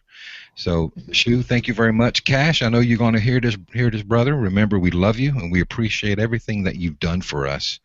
And thank you for being who you are, and thank you for lending your voice to the world. We couldn't thank you enough for that. We love you. Yeah, I've just gotten a message that came through, and I can only blame the alcohol at this point. I'm sorry. I completely missed over Unrenewed Tech for being part of Holy Ooh. Crap. That is complete oversight on my part. I am terribly, terribly sorry. It was not meant as a slight to you whatsoever. We've But had a you, yeah, you've also been very valuable for keeping a lot of pieces together. So thank you very much for that. Heretic Woman, for yourself, of course, thank you for your time this morning, and plug all of your people and all of your stuff. Well, of course, there's Beyond the Trailer Park, which is Mondays at 9:30 p.m. Eastern on our YouTube channel. Hopefully, we're hoping to have Cash on Monday. That was the plan. So we'll follow up with that. We might just be the ladies. We'll see how that goes. But we were planning to talk to Cash on Monday this week. And there's also Atheist Apocalypse at atheistapocalypse.com. We have a new episode coming out on Monday as well. We're into season 2 now, and things are heating up in the post-apocalyptic universe. So you can catch us over there. Yeah, that's about it. And of course, a big shout out to my ladies, Beth and Miss Ashley. I suspect Ashley's dozed off on the sofa. She said she was gonna, yep, Bobby's nodding. She said she was gonna watch over there, but I also know she's been working her ass off this week, so I'm not surprised that she may have dozed off. You're still muted there, Bobby. I was saying if I turn the mic up too high, you can hear her snoring. Yeah, we don't want you to do that. That's okay, but yeah, you ladies make it possible too, and I'm very happy to have you go do all this every week with me. Yeah, and Cash, thank you, man, for giving us the name and letting us do the thing when you can't be around. And we're not you, but we do our best. Ditto. Yep. And of course, from Barroom Atheist, Bill, thank you so much for your time, man, and plug all of the things and all the people. Well, not much to plug. You just type Barroom Atheist, 3 words, into any search thingy, Google, Facebook, whatever, will come up. Alta And, Vista. the one person I have to mention That's is Jeeves. my wife. Is my wife Susie, because without her I have no show. It's the two of us just talking. If that interests you, cool, it's out there. If it doesn't, hey, love you anyway. And we got 66 episodes out, which I know isn't as many as some people, but you know, if you've never heard it before, that's like 4 days worth of shit to listen to. And Cash. What the fuck, dude? You were supposed to be here. I stayed up in the middle of the fucking night. I'm talking, and you're not fucking here. Cash. He said what we were all thinking. He did. I love you, Cash. Really. Yes, No. indeed. Next time you fucking be here, you owe me a beer. That's what it is. You owe me a motherfucking beer. That's all. God damn it. There should be a PG-13 version of this where Dallin just goes absolutely apeshit with the censor bleep. That's what we need. Right Beep, beep, beep, beep. Have you know I've had Audacity running the entire time. I can actually make that happen. Oh, You know what? That's gonna end up sounding like a Jerry Springer episode at some point. You know? It's just like, Trust me, I can make that happen for you. you know what? We should offer that up, and I should set up a Patreon goddamn thing, and we should make that the official ringtone for people. That whole rant right there, Bill, would just bleep everything the hell out. How do you feel about that? It would just be a long tone, wouldn't it? It'd be like, Cash, Pretty much. beep, beep, beep, Cash, You mother beep, you mother eat. me a beer, and that would be it. It sounds like whenever they make a Deadpool for television. Yeah. Good luck on that. Yeah. Meanwhile, we gotta go ahead and wrap this whole damn thing up. And yes, I know full well that we've almost hit the 3-hour point. Truth be told, I really think this has been worth it, because as much as I can't use the love word because of my personal life, family of choice is an amazing piece, and I am privileged and proud to be part of this. Thank you all for watching. We hope that you've enjoyed yourselves and found something worthwhile. We look forward to hearing from you guys sometime in the near future. Again, all the links for everybody are in the show notes. Take advantage of all of that. And again, those that are watching live right now, let me know. I will get you guys to come in for a little bit that we'll still be able to be conscious for. As always, for all of you, I wish you the peace I no longer have. I wish you the strength that I've learned. I wish you well. And of course, as always, for my lady, 10.5 years on, I am still in love. Matane Fujin, I love you and I miss you. Dream of me. Until the next time we get together, everyone, as always, good night.